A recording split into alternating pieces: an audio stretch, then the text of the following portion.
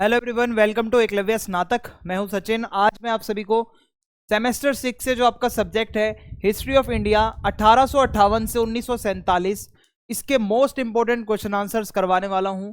अभी तक अगर आपने कुछ भी नहीं पढ़ा तो बस आप इतना कर लो, हिंदी मीडियम में ये वीडियो है, आपको free of cost PDF notes भी दे दिए जाएंगे। ठीक है, बस आपको वीडियो देखना है और आपका काम बन जाएगा। चलिए वीडियो को आगे बढ़ाते हैं। अगर आपकी कोई क्वेरी होती है तो आप इंस्टा पे मैसेज करके पूछ सकते हैं। यूजर नेम आप सभी के सामने दिया हुआ है। आपकी कोई भी पर्सनल क्वेरी है तो आप मैसेज यहीं भेजें। और अगर आपको हमारे फ्री पीडीएफ नोट्स को डाउनलोड करना है तो उसके लिए आप @एकलव्य स्नातक 1 ये हमारा टेलीग्राम ग्रुप है, इसको ज्वाइन कर लेना। यहाँ पे आपको टाइम टू टाइम जितनी भी वीडियोस हैं उसकी लिंक और पीडीएफ नोट्स मिलते रहेंगे। तो मैं पहले सिलेबस डिस्कस करता हूं आप सभी के साथ। जो आपका ये सब्जेक्ट है इसकी यूनिट 1 है सामाजिक मुद्दे और सुधार आंदोलन। ठीक है, यूनिट 2 है इसकी औपनिवेशिक राज्य के अधीन अर्थव्यवस्था। ठीक है, इसके अंदर के जो सब टॉपिक्स हैं वो भी आप देख पा रहे होंगे। फिर यूनिट 3 है आपकी राष्ट्रवादी राजनीति। यूनिट 4 है राष्ट्रवाद में अन्य धाराएं। ठीक है, इसके बाद आखिरी और यूनिट 5 है आपकी स्वतंत्रता की ओर, जहां पर हम विभाजन वगैरह के बारे में पढ़ेंगे। 5 यूनिट्स हैं, सिलेबस मैंने आपको बता दिया, ये है आपका। ठीक है, मैच आपने कर लिया होगा। अब आज का जो हमारा सबसे पहला टॉपिक है वो है ब्रह्मो समाज क्या है। ये सुधार आंदोलन वाली जो आपकी पहली यूनिट है वहां से एक टॉपिक है। आगे वाले आपको मैं एक दो टॉपिक कराऊंगा, राजा राम मोहन रॉय, ज्योतिबा फूले और भीमराव अंबेडकर। याद रखिएगा, इस वीडियो में मैं सेपरेटली करवाऊंगा, लेकिन वो कंबाइन एक पूरा क्वेश्चन भी आ सकता है पेपर में कि आप वो जो सोशल रिफॉर्म्स या फिर सामाजिक सुधार के ऊपर भी प्रश्न बनता है तो आपको यही सब एक्सप्लेन करके आना है उसके अंदर, आपको घबराना नहीं है। ठीक है, तो देखते हैं ब्रह्मो समाज क्या है। सबसे पहले बात करेंगे राजा राम मोहन रॉय की। राजा राम मोहन रॉय कौन थे? ये वो व्यक्ति हैं जिन्होंने भारत को पुरानी सोच से बाहर निकालने में मदद करी और हमें मॉडर्नाइज किया, हमें आधुनिकता की तरफ लेकर गए। इसलिए इन्हें आधुनिक भारत का जनक भी कहा जाता है। और वो ऐसे समय में जीवित थे, यानी कि जो इनका टाइम पीरियड है वो ऐसा है जब लोगों को बहुत सी गलत रीतियों का सामना करना पड़ता था और उसका फल भुगतना पड़ता था, लेकिन उन्होंने सही के लिए खड़े होने से कभी वो डरे नहीं। ठीक है, कभी भी वो पीछे नहीं हटे, जहां पर सही का स्टैंड लेना था वो हमेशा आगे रहे। वे क्या मानते थे? तो राजा राम मोहन रॉय ये विश्वास करते हैं कि ईश्वर केवल एक है, जिसको एक ईश्वरवाद भी कहा जाता है, यानी कि एक ही ईश्वर है, हिंदू मुस्लिम सिख ईसाई सभी का। और लोगों को अंधविश्वास और बिना सोचे समझे रीति रिवाजों का पालन नहीं करना चाहिए, यानी कि कोई भी ऐसा रीति रिवाज जो है ब्लाइंडली फॉलो ना करो, सोच समझकर उसके बाद ही फॉलो करो। भारतीयों को विज्ञान, अंग्रेजी और नए विचारों जैसे आधुनिक विषयों की भी शिक्षा लेनी चाहिए। सिर्फ धर्म की शिक्षा ना लें, आप थोड़ा सा मॉडर्न बने, साइंस वगैरह भी पढ़ें, इंग्लिश वगैरह भी पढ़ें। उन्होंने किसके खिलाफ संघर्ष किया? तो राजा राम मोहन रॉय ने कुरीतियों के खिलाफ उनका संघर्ष था, जहां पे सबसे पहले आते हैं सती प्रथा। यहां पे क्या होता है, विधवाओं को जीवित जला दिया जाता था। ये बहुत ही भयानक प्रथा थी, जहां पे जो विधवा होती है, किसी के पति की मृत्यु हो जाती है तो उसके पति की चिता के साथ उस महिला को भी जला दिया जाता था। फिर एक बाल विवाह नाम से एक कुरीति है कि बचपन में शादी कर देना, मूर्ति पूजा करना, निरर्थक रीति रिवाज, ऐसे रीति रिवाज और अंधविश्वास जिनका कोई अर्थ नहीं है। तो ये सारी चीजें चल रही थी हमारे भारतीय समाज में, तो इनके खिलाफ थे राजा राम मोहन रॉय। तो राजा राम मोहन रॉय एक कर्म योगी थे, उन्होंने अपना काम करके दिखाया। उन्होंने ज्ञान को फैलाने के लिए अखबार शुरू करी, अखबार में लिखना शुरू करा। प्रेस की स्वतंत्रता के लिए अंग्रेजों से लड़े ताकि लोग स्वतंत्र रूप से आजादी के साथ लिख सकें, पढ़ सकें और अपनी बातों को रख सकें। और राजनीति और देश के संचालन को बेहतर बनाने की इन्होंने कोशिश करी कि भाई और अच्छी हो पॉलिटिक्स, देश हमारा जो ये अगर ये चला रहे हैं ये और अच्छे से चलाएं। महिलाओं के अधिकारों और समानता के लिए इन्होंने आवाज उठाई, क्योंकि उस समय महिलाओं को ज्यादा अधिकार नहीं मिले हुए थे। तो राजा राम मोहन रॉय यही थे जिन्होंने महिलाओं के लिए भी आवाज उठाई। अब हम बात करेंगे 1814 में क्या हुआ था।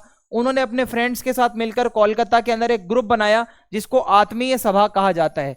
यहां पर वो सभी लोग आते थे जो इन नए विचारों पर डिस्कशन करते थे, गलत परंपराओं पर सवाल उठाते थे और एक बेहतर भारत का सपना देखते थे। यानी कि यहाँ पे सभी रेवोल्यूशनरीज, क्रांतिकारी लोग आकर बैठते थे, जो कि मैं आपको बता रहा हूं। आत्मीय सभा। ब्रह्मो समाज क्या है? तो ब्रह्मो समाज भी इन्होंने कुछ ऐसा ही, मतलब एक ग्रुप टाइप से बनाया, जहां इन्होंने एक मुहिम चलाई कि एक ही सच्चा ईश्वर है। ब्रह्मो समाज के लोग कहते थे कि ईश्वर सिर्फ एक ही है जो पूरे ब्रह्मांड का रचयिता है, अलग अलग ईश्वर नहीं है। और ईश्वर अनंत शक्ति, ज्ञान, प्रेम और करुणा से परिपूर्ण है। एक ईश्वर जो होता है उसमें बहुत शक्ति है, बहुत ज्ञान है, बहुत प्रेम है, और वह हर चीज और हर जीव का ध्यान रखता है। जो हमारा ईश्वर है वही हमारा ध्यान रखता है, ऐसा ब्रह्मो समाज के लोग मानते थे। फिर उसके बाद आगे बढ़ते हैं। आत्मा अमर है। ब्रह्मो समाज के लोग कहते हैं कि हर व्यक्ति के पास एक आत्मा होती है जो कभी मरती नहीं है। हमारी आत्माएं हमेशा आगे बढ़ सकती हैं और बेहतर बन सकती हैं, यानी कि आत्मा कभी खत्म नहीं होती। हम जो भी करते हैं, अच्छा हो या बुरा, उसके लिए हमें ईश्वर के प्रति जवाबदेह होना पड़ता है। आप जो भी काम कर रहे हो, सही गलत कर रहे हो, तो भूल आप ये चीज को भूले मत कि ऊपर वाला उस चीज को देख रहा है, कभी ना कभी आपको उसका जवाब देना पड़ेगा, ऐसा ये बताते हैं। मूर्ति पूजा नहीं करो। तो राजा राम मोहन रॉय ने बोला ब्रह्मो समाज के द्वारा कि इंसानों द्वारा बनाई गई चीजों को पूजना नहीं चाहिए ईश्वर मानकर। ये सख्त विरोध में थे मूर्ति पूजा के, और ईश्वर को किसी माध्यम की जरूरत नहीं है, आप सीधा आप अपने आत्मा से बात कर सकते हो, आपको कोई मूर्ति मंदिर की जरूरत नहीं है, ये कहते हैं। इसलिए ईश्वर से जुड़ने के लिए ना तो पैगंबरों की जरूरत है और ना किसी पवित्र ग्रंथ की, यानी कि ये साथ साथ पैगंबर जो होते हैं, प्रॉफिट्स, उन पे भी निशाना साध रहे हैं कि भाई जो जैसे मुस्लिम्स में क्या होता है, पैगंबर होते हैं, तो वो कहते हैं उनकी भी जरूरत नहीं है, आप डायरेक्ट अगर अपने ईश्वर से कांटेक्ट कर सकते हो। सत्य ही एकमात्र धर्म है। तो ये कहते हैं ब्रह्मो समाज के लोग कि किसी भी नाम या रीति रिवाज से ज्यादा जरूरी है सच। सच बहुत बड़ी चीज है। तो वे सभी धर्मों का सम्मान करते थे जो राजा राम मोहन रॉय थे, लेकिन केवल उन्हीं शिक्षाओं को मानते हैं जो ईश्वर की आत्मा से मिलती आवाज के अनुरूप हो। यानी कि ये रिस्पेक्ट तो सभी धर्मों की करते हैं, लेकिन ये उन्हीं धर्म को अच्छा मानते हैं, उन्हीं की शिक्षाओं को सही मानते हैं जो सही शिक्षा हो। वेदों जैसे ग्रंथों या अन्य पवित्र पुस्तकों का आदर किया जाता था, लेकिन तभी तक उनके संदेश सत्य और करुणा से भरे हो। ये ग्रंथों को भी पढ़ते थे, ये वेदों को भी पढ़ते थे, लेकिन उन्हीं चीजों को सही मानते हैं जहां तक चीजें सही हैं। जहां पर संदेश गलत दिया गया है किसी ग्रंथ में, तो ये उसको गलत भी बताते हैं। राजा राम मोहन रॉय द्वारा धार्मिक सुधार। तो राजा राम मोहन रॉय एक ईश्वरवाद में विश्वास रखते थे, पीछे मैंने आपको बता दिया। इसके अलावा उन्होंने इस्लाम, ईसाई धर्म, उपनिषदों का भी अध्ययन कर रखा था, यानी कि नॉलेज की कोई कमी नहीं थी, ठीक है। और उन्होंने यह समझा कि ईश्वर केवल एक है, अनेक नहीं है। उन्होंने इस विश्वास को फैलाया, इसी को एक ईश्वरवाद कहा जाता है। यानी कि एक ही ईश्वर है जो रचयिता है, जो पृथ्वी को बनाने वाला, वो एक ही है, अलग अलग नहीं है। आगे बढ़ते हैं। उन्होंने यह भी सिखाया कि सभी लोग एक समान हैं, हमें एक दूसरे को भाई बहन की तरह देखना चाहिए, व्यवहार करना चाहिए, चाहे हमारा धर्म कुछ भी हो, आपका बैकग्राउंड कुछ भी हो, लेकिन भाईचारे के साथ रहो। यही संदेश राजा राम मोहन रॉय देते हैं। ब्रह्मो समाज के माध्यम से एकता। राजा राम मोहन रॉय एकता बनाना चाहते थे, तो राजा राम मोहन रॉय ने ब्रह्मो समाज को एक ऐसा स्थान बनाया जहां हर कोई आके जुड़ सकता था, चाहे आपका धर्म कुछ भी हो, जाति कुछ भी हो, आप इनके ग्रुप से आके जुड़ो और ये जो बदलाव की लहर है इसमें शामिल हो जाओ। तो इससे अलग अलग धर्मों के लोग शांति से एक साथ रहने लगे और लोग आकर इनके ये ब्रह्मो समाज से जुड़ने लगे। अब हमारा जो अगला प्रश्न है, जो अपना अगला टॉपिक है, वो है महात्मा ज्योतिबा फूले। ज्योतिबा फूले के बारे में मैं आपको बताने जा रहा हूं, तो आइए देखते हैं कि इनके बारे में क्या है। देखो, ये ज्योतिबा फूले हैं, जो फोटो आप मेरे सामने देख पा रहे हो। तो आखिर ये कौन थे? इनका पूरा नाम है महात्मा ज्योतिराव गोविंदराव फूले। जन्म स्थान है इनका पुणे, महाराष्ट्र। जाति से माली थे, कुंभी जाति, उस टाइम पे निचली जाति मानी जाती थी। जीवन काल है इनका 19वीं सदी में ये रहते थे। 1827 से लेकर 1890 तक का इनका जीवन काल रहा, और बहुत बड़े समाज सुधारक थे, और एक निचली कास्ट से आते थे। उस टाइम पे जो निचली कास्ट मानी जाती थी, उस समय समाज में क्या हो रहा था, देखो अगर मैं आपको बताऊं कि उस समय समाज में क्या हो रहा है, 19वीं सेंचुरी में जातिवाद अपने चरम पर था कि भाई ऊंच नीच ये सब करना, निचली जातियों को अछूत मानना, बुरा भला कहना। निचली जातियों के पास ना तो कोई शिक्षा का अधिकार था, ना उनका सम्मान होता था, ना कोई बुनियादी अधिकार उनको मिले हुए थे। तो खुद फूले ने भी बहुत सारी चीजें फेस करी थी, ये जातिगत भेदभाव वगैरह, ये खुद महात्मा फूले जो थे हमारे, उन्होंने भी फेस करी थी। फूले ने क्या किया, तो जिनके खिलाफ उन्होंने संघर्ष किया वो कौन थे? एक तो भाई देखो, वो टॉपिक्स बता रहा हूँ। जातिगत भेदभाव एक ऐसा टॉपिक समाज में जो उस टाइम पे बहुत गर्म था, कि जाति को लेकर बहुत भेदभाव होता था, उसके खिलाफ इनकी लड़ाई थी। ब्राह्मणवादी वर्चस्व, ये मानते थे कि जो लोग ब्राह्मण होते हैं उन्होंने ही ये ऊंच नीच बनाया है, तो उनके जो वर्चस्व, जो उनका दबदबा है, उसके ये खिलाफ थे। फिर आता है धार्मिक पाखंड, जो पाखंड चल रहा था, अंधविश्वास, उसके खिलाफ थे। पितृसत्ता, जहां पर लड़कों को ही सारी वैल्यू दी जाती है, लड़कियों के लिए कुछ नहीं होता, तो उसके भी ये खिलाफ थे। तो ये 3-4 चीजों के खिलाफ इनकी लड़ाइयां थी, जो कि मैंने आपको बताई। तो उन्होंने समर्थन किया कि शिक्षा सभी को मिलनी चाहिए, खासकर जो महिलाएं हैं और जो निचली जाति के लोग हैं, क्योंकि इन्हीं को सबसे ज्यादा शिक्षा से वंचित रखा गया है। तो ये मानते हैं समाज में समानता हो, हर व्यक्ति के साथ समान व्यवहार होना चाहिए, सभी को बराबर का दर्जा मिले, सभी को इक्वल समझा जाना चाहिए, ये बताते हैं। और इन्होंने एक बुक लिख डाली जिसको कहा जाता है गुलामगिरी। अब ये जो बुक गुलामगिरी है, जिसके राइटर हैं ज्योतिबा फूले, ये बुक का नाम का मतलब है गुलामी। तो ये बताते हैं कि अन्याय क्या क्या होता था इनकी कास्ट के साथ, और स्वतंत्रता, समानता और बंधुत्व के विचार इस बुक में बताए गए कि हमें आजादी चाहिए, हमें बराबरी का हिस्सा चाहिए और हमें भाईचारे के साथ रहना है समाज में। तो ये कहानी बताती है इनकी बुक, ठीक है। तो ये फोटो है, यहाँ पे आप देख सकते हो, ये ज्योतिबा फूले हैं, ठीक है, और इनके साथ सावित्रीबाई फूले हैं, और ये इनकी बुक है गुलामगिरी। तो ये फोटोज आपके पीछे आपको नजर आ रहे होंगे। आगे बढ़ते हैं।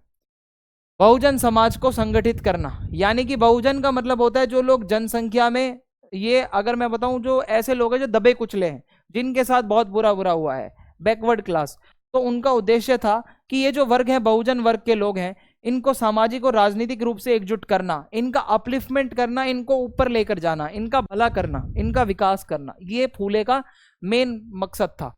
शिक्षा ने बदली उनकी जिंदगी।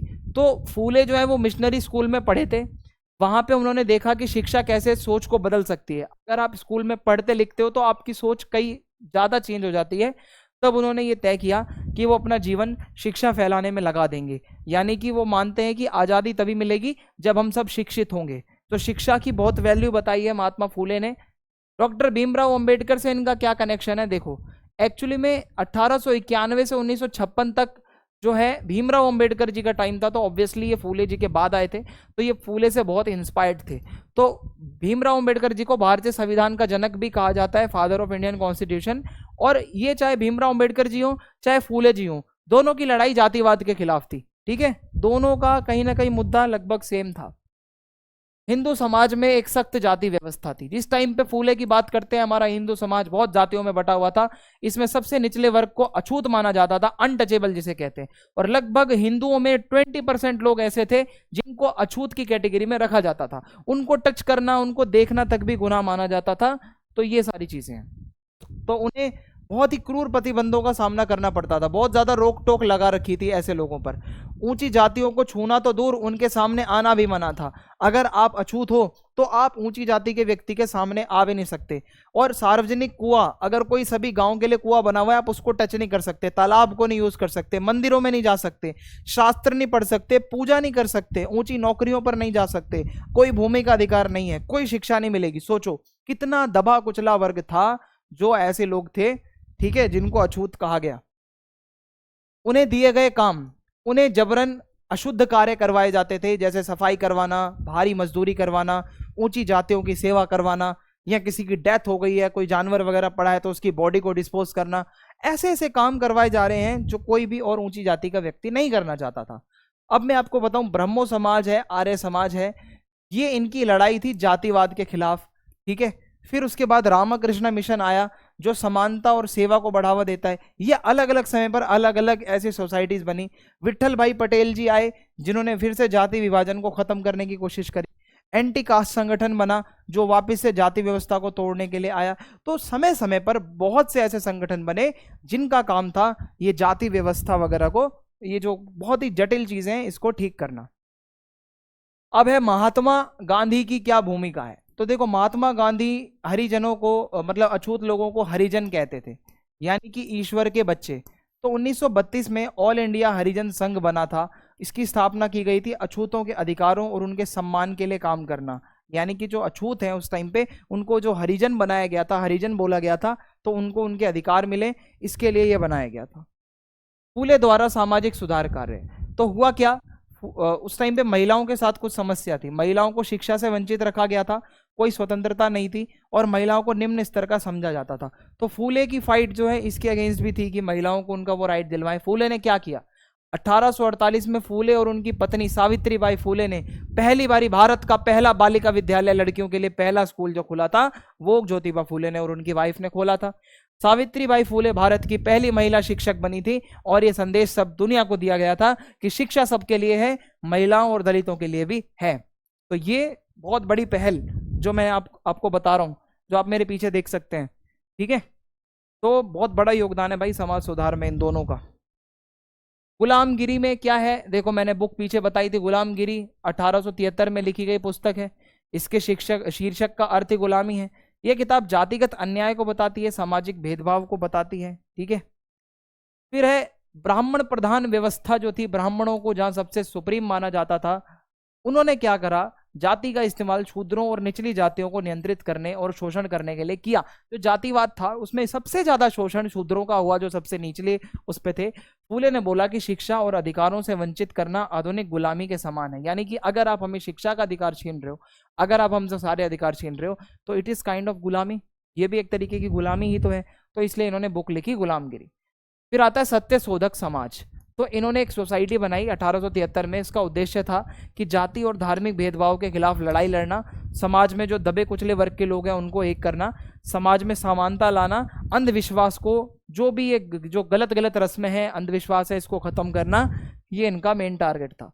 धार्मिक और सांस्कृतिक पुनरुत्थान का विरोध। ये कहते हैं एक टाइम ऐसा था जब हिंदू लोग ना क्या कर रहे थे, अपने धर्म में सुधार कर रहे थे आर्य समाज के द्वारा, ठीक है। ये क्या हो रहा है, वो कहते हैं कि ब्राह्मणवाद यानी कि ऊंची जाति की जो परंपराएं चली आ रही थी, वो क्या हो रहा है कि आर्य समाज जैसे कुछ ऐसे ग्रुप बने जो हिंदू धर्म में सुधार तो करना चाहते थे, लेकिन सिर्फ और सिर्फ ब्राह्मण परंपराओं का ही सुधार करना चाहते थे, वो निचली जाति के बारे में बात नहीं करते। तो ये जो धार्मिक पुनरुत्थान था, ये जो धर्म में सुधार का टाइम आया हिंदू धर्म में, इन्होंने निचली जाति वाले लोगों को इग्नोर किया, इन्होंने हमारे लिए कोई सुधार की बात नहीं करी। तो ये इस चीज को ऑब्जेक्शन इसका ये उठाते हैं। फूले ने धार्मिक पुनरुत्थान के विरोध के बारे में बताया और बोला कि यह निचली जातियों की समस्याओं को नजरअंदाज करता है। जो भारत के अंदर हिंदू धर्म के अंदर जो सुधार हो रहा था, वो सिर्फ ऊपर की जो जातियां हैं वो अपने लिए सुधार कर रही हैं, ना कि हमारे लिए। तो यह केवल सतही सुधार करता था, ना कि असली और गहरे बदलाव। यानी कि बहुत ही जो गहराई में जो जकड़न, जो आप कहते हैं ना गुलामी जो चल रही है, जो छुआछूत, उस पर नहीं कुछ बोला इन्होंने। वो मानते हैं अच्छे मतलब सही मायने में सामाजिक सुधार होता है जाति प्लस लिंग प्लस धार्मिक भेदभाव का अंत करना। जातिगत भेदभाव खत्म करो, लिंग आधारित भेदभाव लड़की लड़का ये अंत करो, धर्म आधारित भेदभाव खत्म करो, अंत करो इसका। तो ये इनका मानना था। ओके, तो फूले ने जाति और धार्मिक अन्याय के खिलाफ लड़ाई लड़ी। अंबेडकर जी ने भारतीय संविधान का मसौदा यानी कि जो उसका फॉर्मेट होता है उसको तैयार किया। वहीं फूले ने महिलाओं की शिक्षाओं के लिए आवाज उठाई, और वहीं अंबेडकर ने सामाजिक समानता, सबको इक्वालिटी मिले, उसके लिए आवाज उठाई। फूले ने सत्य शोधक समाज की स्थापना करी। वहीं अंबेडकर जी ने दलित लोगों के आंदोलनों का नेतृत्व किया। फूले ने अपनी बुक लिखी गुलामगिरी, और अंबेडकर जी ने अपनी बुक लिखी है एनिहिलेशन ऑफ कास्ट। ठीक है, तो ये दोनों में थोड़ा सा कंपैरिजन हो जाए जो मैंने आपको बताया। ओके, तो इस तरीके से आप अपना ये आंसर कंक्लूड कर सकते हैं। अब हमारा जो अगला टॉपिक है, तो अब हम बाबा साहेब भीमराव अंबेडकर जी के बारे में पढ़ते हैं और समझते हैं कि इन्होंने क्या बताया समाज सुधार के बारे में। तो देखिए, ये आपके सामने जो फोटो है, ये बाबा साहेब भीमराव अंबेडकर जी की है। ये कौन थे? एक महान समाज सुधारक, विधिवेता, जिसको आप एडवोकेट, लॉयर कह सकते हो, शास्त्री थे, इकोनॉमिस्ट भी थे, राजनीतिक नेता भी थे, और भारतीय संविधान के मुख्य शिल्पकार इनको माना जाता है। ठीक है, क्योंकि इन्होंने मसौदा तैयार किया था, जो एक फॉर्मेट होता है इन्होंने ही बनाया था, और दलितों और सभी शोषित वर्ग के जो लोग हैं उनके लिए ये आवाज बनकर आए, उनकी आवाज बने। ठीक है, क्योंकि बहुत पढ़े लिखे थे। संघर्ष किया इन्होंने जातिगत भेदभाव के खिलाफ, सामाजिक असमानता जो फैली थी उसके खिलाफ, समाज में जो अन्याय फैला हुआ था उसके खिलाफ। ठीक है, तो ये सारी चीजें। उनका क्या विश्वास था, वो क्या मानते थे? देखो, सच्चा परिवर्तन तभी है जब हर किसी को समान अधिकार मिले। ये मानते सबको बराबर का राइट मिलना चाहिए, हर व्यक्ति को सम्मान मिले, हर किसी को अवसर मिले। ठीक है, मौका सबको मिलना चाहिए काम करने का, आगे बढ़ने का, अपॉर्चुनिटी जो है वो सबको मिलनी ही मिलनी चाहिए, ऐसा ये मानते हैं। मुख्य इन्होंने जो फोकस किया है वो शिक्षा पर, समानता पर और सामाजिक न्याय पर। इन तीन चीजों पर इनका बहुत ही ज्यादा फोकस रहा। संविधान में उनका योगदान ये रहा कि उन्होंने विशेष प्रावधान को जोड़े संविधान में। दलितों के अधिकार हैं, सभी को समान अवसर हैं, भेदभाव से सुरक्षा यानी कि एक वो प्रोटेक्शन और रिजर्वेशन वगैरह, ये सारी चीज़ें इन्हीं की वजह से संविधान में आ पाई। और अगर मैं आपको बताऊं, इनका प्रभाव बहुत ज़्यादा था। दलितों को एक नई आवाज़ मिली। दलितों के लिए तो ये भगवान है भाई, जो बाबा साहब अम्बेडकर हैं, इन्होंने जो दलितों के लिए काम किया है वो बहुत ज़्यादा सराहनीय है। न्याय और उम्मीद का प्रतीक बने, ये लोगों को इन्हीं से उम्मीद रहती थी। ऐसे सामाजिक सुधार आंदोलनों की शुरुआत करी जो आज भी जारी हैं, यानी कि इन्होंने जो एक चिंगारी लगाई थी वो आज तक जल रही है। ठीक है, फिर है अंबेडकर का सामाजिक बुराइयों के खिलाफ संघर्ष। समाज में जो व्याप्त बुराइयां थी उसके खिलाफ इनका संघर्ष रहा, जैसे छुआछूत है, जातिगत भेदभाव है। शिक्षा को सामाजिक मुक्ति का हथियार बनाया कि शिक्षा होगी तभी आप आगे बढ़ पाओगे और आपको आज़ादी मिलेगी। समानता, न्याय और सम्मान की मांग करी, हर व्यक्ति को अच्छी लाइफ मिले। धार्मिक जो पाखंड है, मंदिरों में जो घुसा नहीं देने मतलब मंदिरों में घुसने नहीं दिया जा रहा, वो सब खत्म हो। असमानता के खिलाफ इन्होंने आवाज़ उठाई, दलितों को संगठित किया, एक किया और आंदोलनों का नेतृत्व किया। ठीक है, तो ये अंबेडकर जी का योगदान रहा। अंबेडकर जी का क्या कहना था कि जाति सबसे बड़ा सामाजिक अन्याय है। ये जो जाति है, ये जातियों में समाज बटा हुआ है, ये गलत है। ये सम्मान को नष्ट करती है और प्रतिभा को मार देती है। जो मेरिट है, जो लोगों के अंदर टैलेंट है, वो खत्म हो जाता है जातिवाद से। यह व्यक्ति को उसकी योग्यता से नहीं, जन्म से आंकती है। कि मान लो कोई कहता है मैं ब्राह्मण हूं तो मैं तो बेस्ट ही होऊंगा, चाहे वो पढ़ा लिखा ना हो, और कोई शूद्र है तो वो चाहे कितना भी पढ़ा लिखा हो, पर उसको बोला जाएगा तो शूद्र है, तो नीचे ही रहे। तो ये चीज इनको गलत लगती थी। अछूत प्रथा, या जिसको अस्पृश्यता भी कहा जाता है, अस्पृश्यता, ठीक है, अनटचेबिलिटी, उसके खिलाफ थे ये। अछूत प्रथा में होता क्या था, जो दलित लोग थे, जो शूद्र थे, जो समाज में जिनको निचले वर्ग का माना जाता था, पानी नहीं पीने दिया जाता था उनको, मंदिरों में प्रवेश नहीं होता था उनका, शिक्षा वो नहीं ले सकते थे, कमतर इंसान समझा जाता था उनको, थोड़ा कम समझा था, और सामाजिक और धार्मिक रूप से उनको अलग थलग, आइसोलेट करके अलग ही रख दिया जाता था, जैसे कि वो समाज का पार्ट नहीं है, समाज से उनको बिल्कुल अलग कर दिया जाता था। अंबेडकर जी मानते थे, उन्होंने अछूत प्रथा को मानवता के खिलाफ अपराध माना है। वो कहते हैं ये अछूत पना करना तो सबसे बेकार चीज है, ये नहीं होनी चाहिए। उन्होंने क्या करा, 1927 में एक आंदोलन चलाया, चावदार तालाब सत्याग्रह। यहाँ पे इनका उद्देश्य था, दलितों को सार्वजनिक पानी के टैंक से पानी नहीं पीने दिया जाता था, तो उसके खिलाफ इन्होंने आवाज उठाई। बाद में मंदिर प्रवेश आंदोलन चलाया, जहाँ दलितों के लिए मंदिरों के द्वार खोलने की आवाज उठाई उन्होंने। तो यह उनके सामाजिक न्याय और समानता की दिशा में कुछ कदम थे, क्रांतिकारी कदम, जो वो बदलाव लाना चाहते थे समाज में। यही कुछ बुराइयां थी। शिक्षा को वो समानता का अधिकार मानते हैं। वो कहते हैं कि अगर आपके पास एजुकेशन है तभी आपको समानता मिलेगी, तभी आप आगे बढ़ सकते हो। तो अंबेडकर का ये मानना था कि शिक्षा सबसे शक्तिशाली साधन है, और अगर शिक्षा है आपके पास तो आप अन्याय को समाप्त कर दोगे, भेदभाव समाप्त हो जाएगा, असमानता समाप्त हो जाएगी। वो कहते हैं शिक्षित बनो, मुक्त बनो। शिक्षित बनोगे तभी आप आगे बढ़ पाओगे, शिक्षित नहीं बनोगे तो कुछ नहीं होगा, सिर्फ आपका शोषण ही शोषण होगा और कुछ नहीं। शिक्षा की कमी होगी तो ही दलितों का शोषण होगा। आप ये समझो, ये मानते हैं कि आज तक जो दलितों का शोषण हुआ है उसका एक ही रीजन है कि उनको शिक्षा नहीं मिली थी। जब लोगों को शिक्षा मिलती है तो वो आत्मनिर्भर बनते हैं, वो सशक्त बनते हैं और वो अपने अधिकारों के प्रति जागरूक रहते हैं। तो लोगों को शिक्षा देने के लिए ही इनका मेन फोकस था। महिला अधिकार के लिए भी इन्होंने आवाज उठाई है। महिलाओं को शिक्षा से वंचित रखा जाता था क्योंकि, तो ये कहते हैं गलत है, महिलाओं को शिक्षा से वंचित नहीं रखा जाना चाहिए। पुरुषों की तुलना में उनको वेतन कम दिया जाता था। मान लो कि कोई दिहाड़ी मजदूर है तो वही एक मेल को 1000 रुपये दे रहे हैं तो फीमेल को 500 दिए जा रहे हैं, क्योंकि जस्ट बिकॉज वो फीमेल है, तो ये गलत है। विवाह और संपत्ति में कोई कानूनी अधिकार नहीं था, ठीक है, महिलाओं के पास, तो उसके लिए भी इन्होंने आवाज उठाई कि महिलाओं को वहां पर भी अधिकार वगैरह होना चाहिए।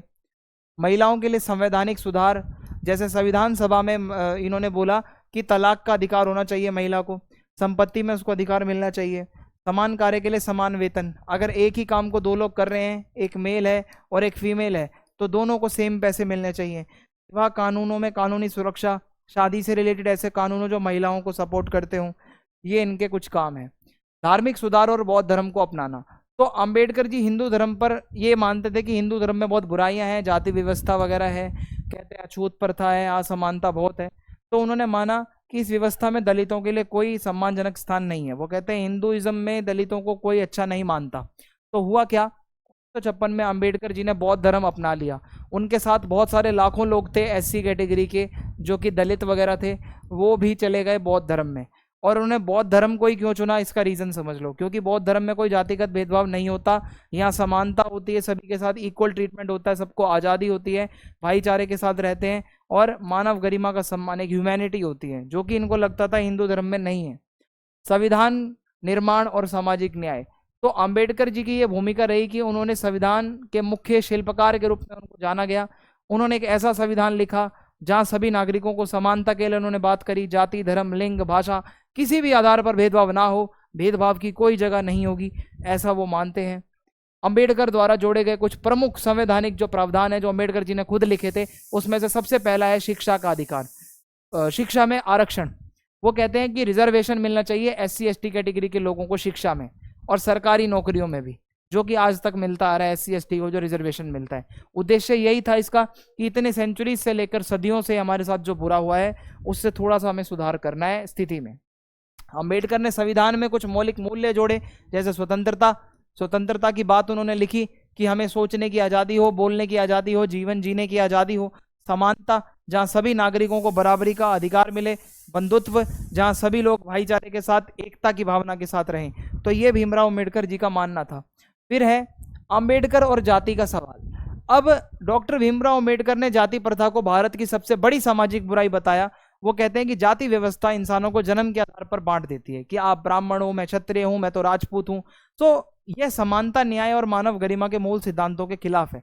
कहीं भी इसमें इक्वालिटी नहीं है, कहीं पर भी यहाँ पे न्याय की बात नहीं हो रही है, अन्याय है अगर आप जन्म के आधार पर किसी को भी कुछ बोल दो। तो वो कहते हैं कि जाति का विनाश ही सच्चे सामाजिक सुधार की शुरुआत है। अगर आपको समाज में सुधार करना है तो सबसे पहले ये जो जातियों में समाज बटा हुआ है, ये जातियां एकदम खत्म करो। जाति पर उनका दृष्टिकोण क्या था? वो कहते हैं जाति केवल एक सामाजिक विभाजन नहीं है, बल्कि यह एक ऐसी व्यवस्था है जहां बहुत ज़्यादा असमानता है और बहुत ज़्यादा कंट्रोलिंग है, लोगों को राइट्स नहीं मिल रहे हैं जो निचले तबके के लोग हैं। तो इसने भारत को सामाजिक, आर्थिक और राजनीतिक रूप से कमजोर किया है। ये जो जातिवाद है ये बहुत गलत है। उन्होंने बोला ब्राह्मणवादी सामाजिक व्यवस्था शोषण की जड़ है, यानी कि ब्राह्मणों ने ही ये जो समाज में शोषण हुआ है ये किया है, तो उनका टारगेट ब्राह्मणों पे ही रहा है। फिर उन्होंने एक बुक लिखी है एनिहिलेशन ऑफ कास्ट, कास्ट को खत्म करो। तो इनकी ये बुक आई 1936 में। यहाँ पर इन्होंने हिंदू जाति प्रथा की एक निर्भीक और तीखी आलोचना करी, हिंदुओं में जो जो बुराइयां थी। इस पुस्तक में डॉक्टर अंबेडकर ने जाति व्यवस्था को पूरी तरीके से समाप्त करने के बारे में बात रखी और बोला कि समाज में न्याय मिलना चाहिए सभी को, सामाजिक न्याय के बारे में बताया। ओके, अंबेडकर का दावा है कि जाति जब भी आती है वो प्रतिभा को नष्ट करती है, तो जातिवाद खत्म होना चाहिए, ठीक है, क्योंकि यह जन्म के आधार पर भूमिका तय कर देती है, ना कि योग्यता के आधार पर। कोई योग्य व्यक्ति है और अगर वो SC कैटेगरी का है तो आप उसको योग्य नहीं मानोगे, और वहीं अगर कोई ब्राह्मण का बच्चा है और वो पढ़ता लिखना बिल्कुल भी नहीं जानता है, पढ़ना लिखना, आप उसको योग्य बोलोगे, तो ये गलत है। तो जाति समानता और अवसरों को खत्म कर देती है, जो कि बहुत गलत है। सच्ची आजादी तभी मानी जाएगी जब जाति आधारित ये जो ऊंच नीच, ये जो व्यवस्था है, अछूत, किसी को बोलना, ये सब चीजें जब एंड होगी तभी देश आगे बढ़ेगा।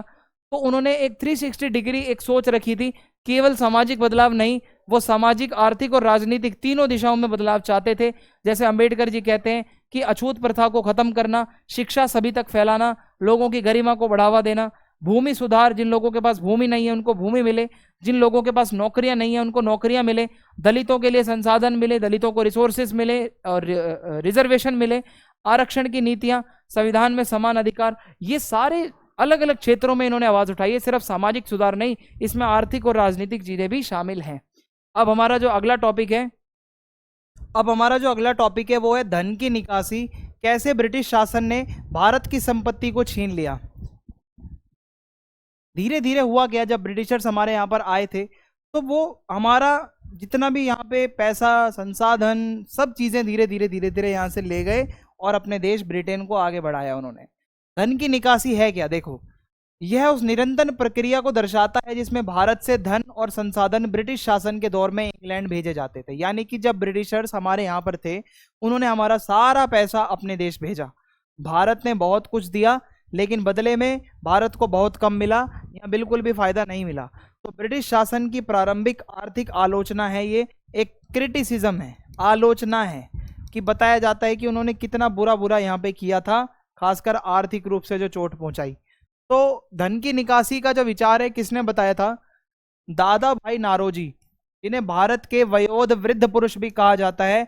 ये दादा भाई नारोजी थे जिन्होंने 1867 में पहली बारी ड्रेन ऑफ वेल्थ की थ्योरी दी थी और इन्होंने अपनी किताब में बताया था। किताब का नाम था poverty and un British rule in India, जहां पे इन्होंने भारत में गरीबी के बारे में बताते हुए बोला था कि ये जो अंग्रेज लोग हैं, इन्होंने हमारा सारा पैसा अपने वहां पे भेज दिया है। तो इनके इस विचार को किस किस ने सपोर्ट करा? दादा भाई नारोजी ने तो दिया ही था विचार, फिर RP दत्त, MG रानाडे, इन्होंने भी बताया। धीरे धीरे इन्होंने इनमें मार्क्सवादी एंगल भी जोड़ दिया। मजदूर लोगों का शोषण वगैरह भी जोड़ दिया और बताया कि भारत का विकास नहीं हो पा रहा है क्योंकि हमारा सारा पैसा, हमारी संपत्ति ये अंग्रेज लेकर जा चुके हैं। भारत का धन इन कार्यों में इस्तेमाल हो रहा था। कहां पर? जो भी भारत का पैसा बनता था वो सारा पैसा ब्रिटिश अधिकारियों को तनख्वाह देने में यूज होता था, पेंशन इंग्लैंड वापस भेजने में, यानी कि वहां पर पेंशन भेजते थे ये लोग यहाँ के पैसे से। ब्रिटिश कंपनियों का मुनाफा जितना आता था भारत के पैसे से आ रहा था। ब्रिटेन के लोगों के जितने भी खर्चे थे वो भी हमारे यहीं से निकाल रहे थे। तो इतना एक्सप्लॉइट करा इन्होंने हमें, आप जिसकी कोई हद भी नहीं है।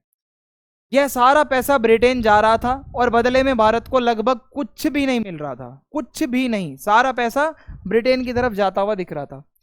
ब्रिटिशों ने भारत की भूमि, लोगों और संसाधनों का इस्तेमाल किया, लेकिन यहाँ पर कोई फैक्ट्री नहीं बनाई अच्छी सी, कोई नौकरियां नहीं दी लोगों को, कोई शिक्षा में, स्वास्थ्य में कोई सुधार नहीं किया। कहने का मतलब है बस पैसा बनाया, यहाँ के लोगों के लिए कोई काम इन्होंने नहीं किया अच्छा, जिससे यहाँ के लोगों को फायदा हो। 1600 से लेकर 1757 केवल ये व्यापारी बनकर आए थे। ईस्ट इंडिया कंपनी भारत में एक व्यापारिक कंपनी के रूप में आई थी और वो भारत में सोना और चांदी लाई थी और वो चाहती थी यहाँ पर वस्त्र खरीदना, लोग मतलब यहाँ का कपड़ा बहुत फेमस था, यहाँ के मसाले खरीदना और इसको खरीदकर वो अपनी मार्केट में बेचकर मुनाफा कमाते थे। तो बेसिकली ये तरीका था इनका पैसा छापने का। 1757 में हुआ क्या?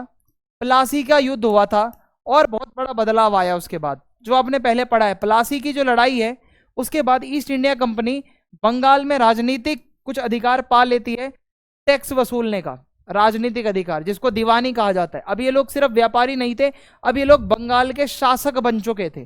तो ईस्ट इंडिया कंपनी बन गई बंगाल की शासक, क्योंकि ये जो बैटल ऑफ प्लासी हुई थी, सिराजुद्दौला, रॉबर्ट क्लाइव, ये सब आपने पहले के सेमेस्टर्स में पढ़ा होगा। आगे बढ़ते हैं।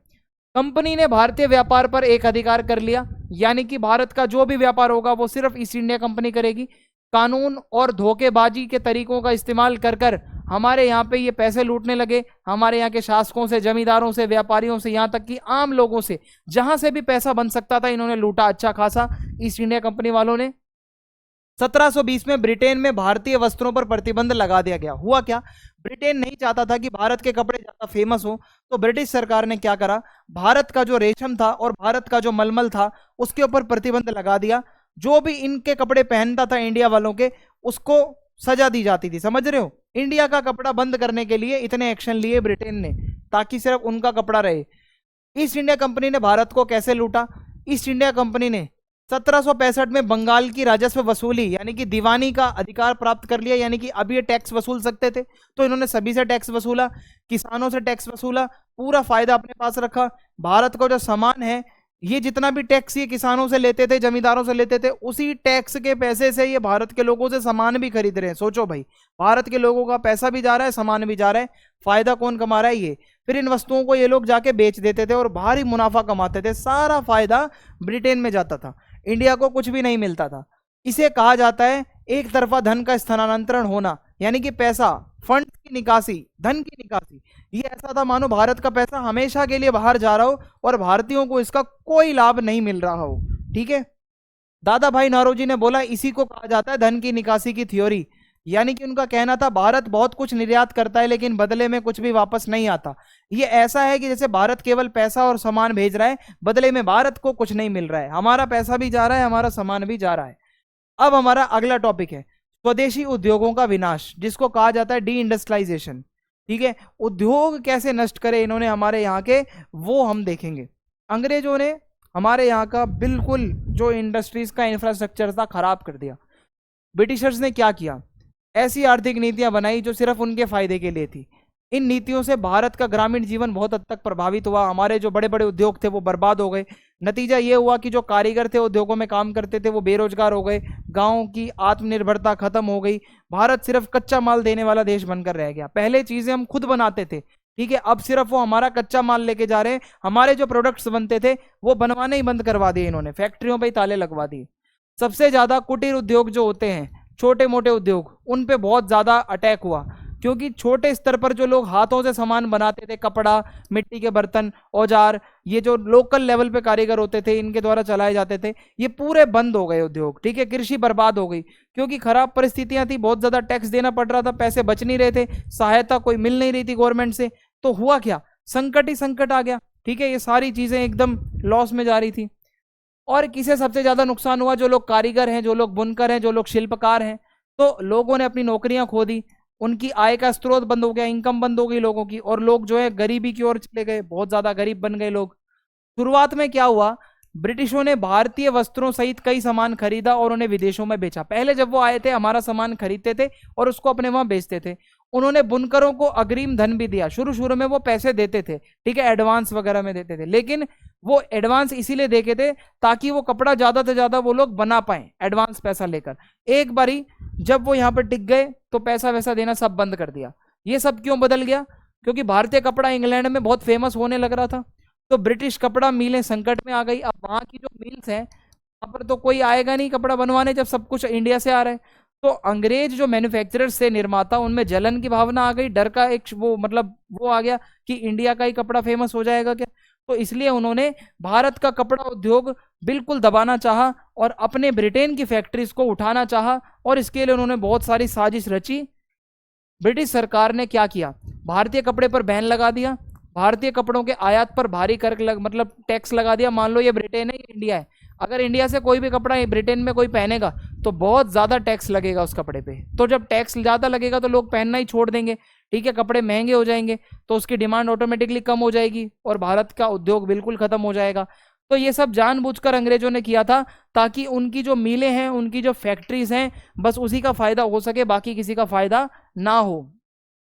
जब कंपनी ने बंगाल पर कब्जा किया तो क्या हुआ, बंगाल की सत्ता मिलने के बाद कंपनी ने अपने टारगेट बदल दिए। पहले क्या होता था, तैयार जो माल होता था भारत में, जो कपड़ा बनता था, उसको वो कंपनी एक्सपोर्ट करती थी, जो ईस्ट इंडिया कंपनी थी। लेकिन अब क्या हुआ, भारत में कच्चा माल जितना भी था उसको इंग्लैंड में भेजा जाने लगा, और वहां से फिर इंग्लैंड से बनकर आता था सामान, और वो इंडिया में फिर लोगों को कहा जाता था पहनो हमारा बना हुआ। तो इससे भारत एक उपभोक्ता बन गया भाई, कंज्यूमर बन गया। कच्चा माल हम दे रहे हैं और वही चीज वो हमें आगे चेप रहे हैं अपने वहां पे फैक्ट्रीज में बनाकर, समझ रहे हो, ऐसा इन्होंने किया है। कंपनी ने क्या किया, देखो भाई, सस्ते दामों पर बेचने के लिए मजबूर किया, बोला कि तुम अपना कपड़ा सस्ते में बेचो।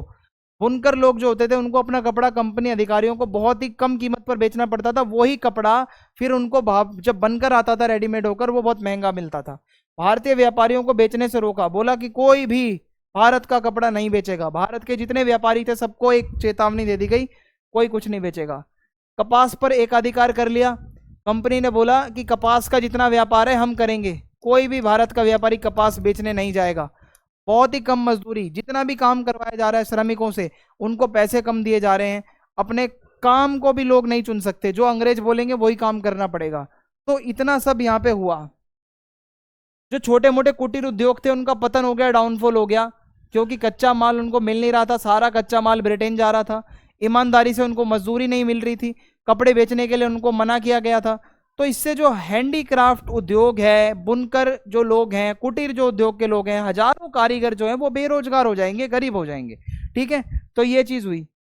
तो हुआ क्या, कंपनी कहती है कि भारत में सस्ता मशीन से बना हुआ ब्रिटिश कपड़ा बेचना शुरू किया। जो वो अपने वहां बनाते थे वो कपड़ा अब इंडियंस को कह रहे हैं ये पहनो, अपना मत पहनो।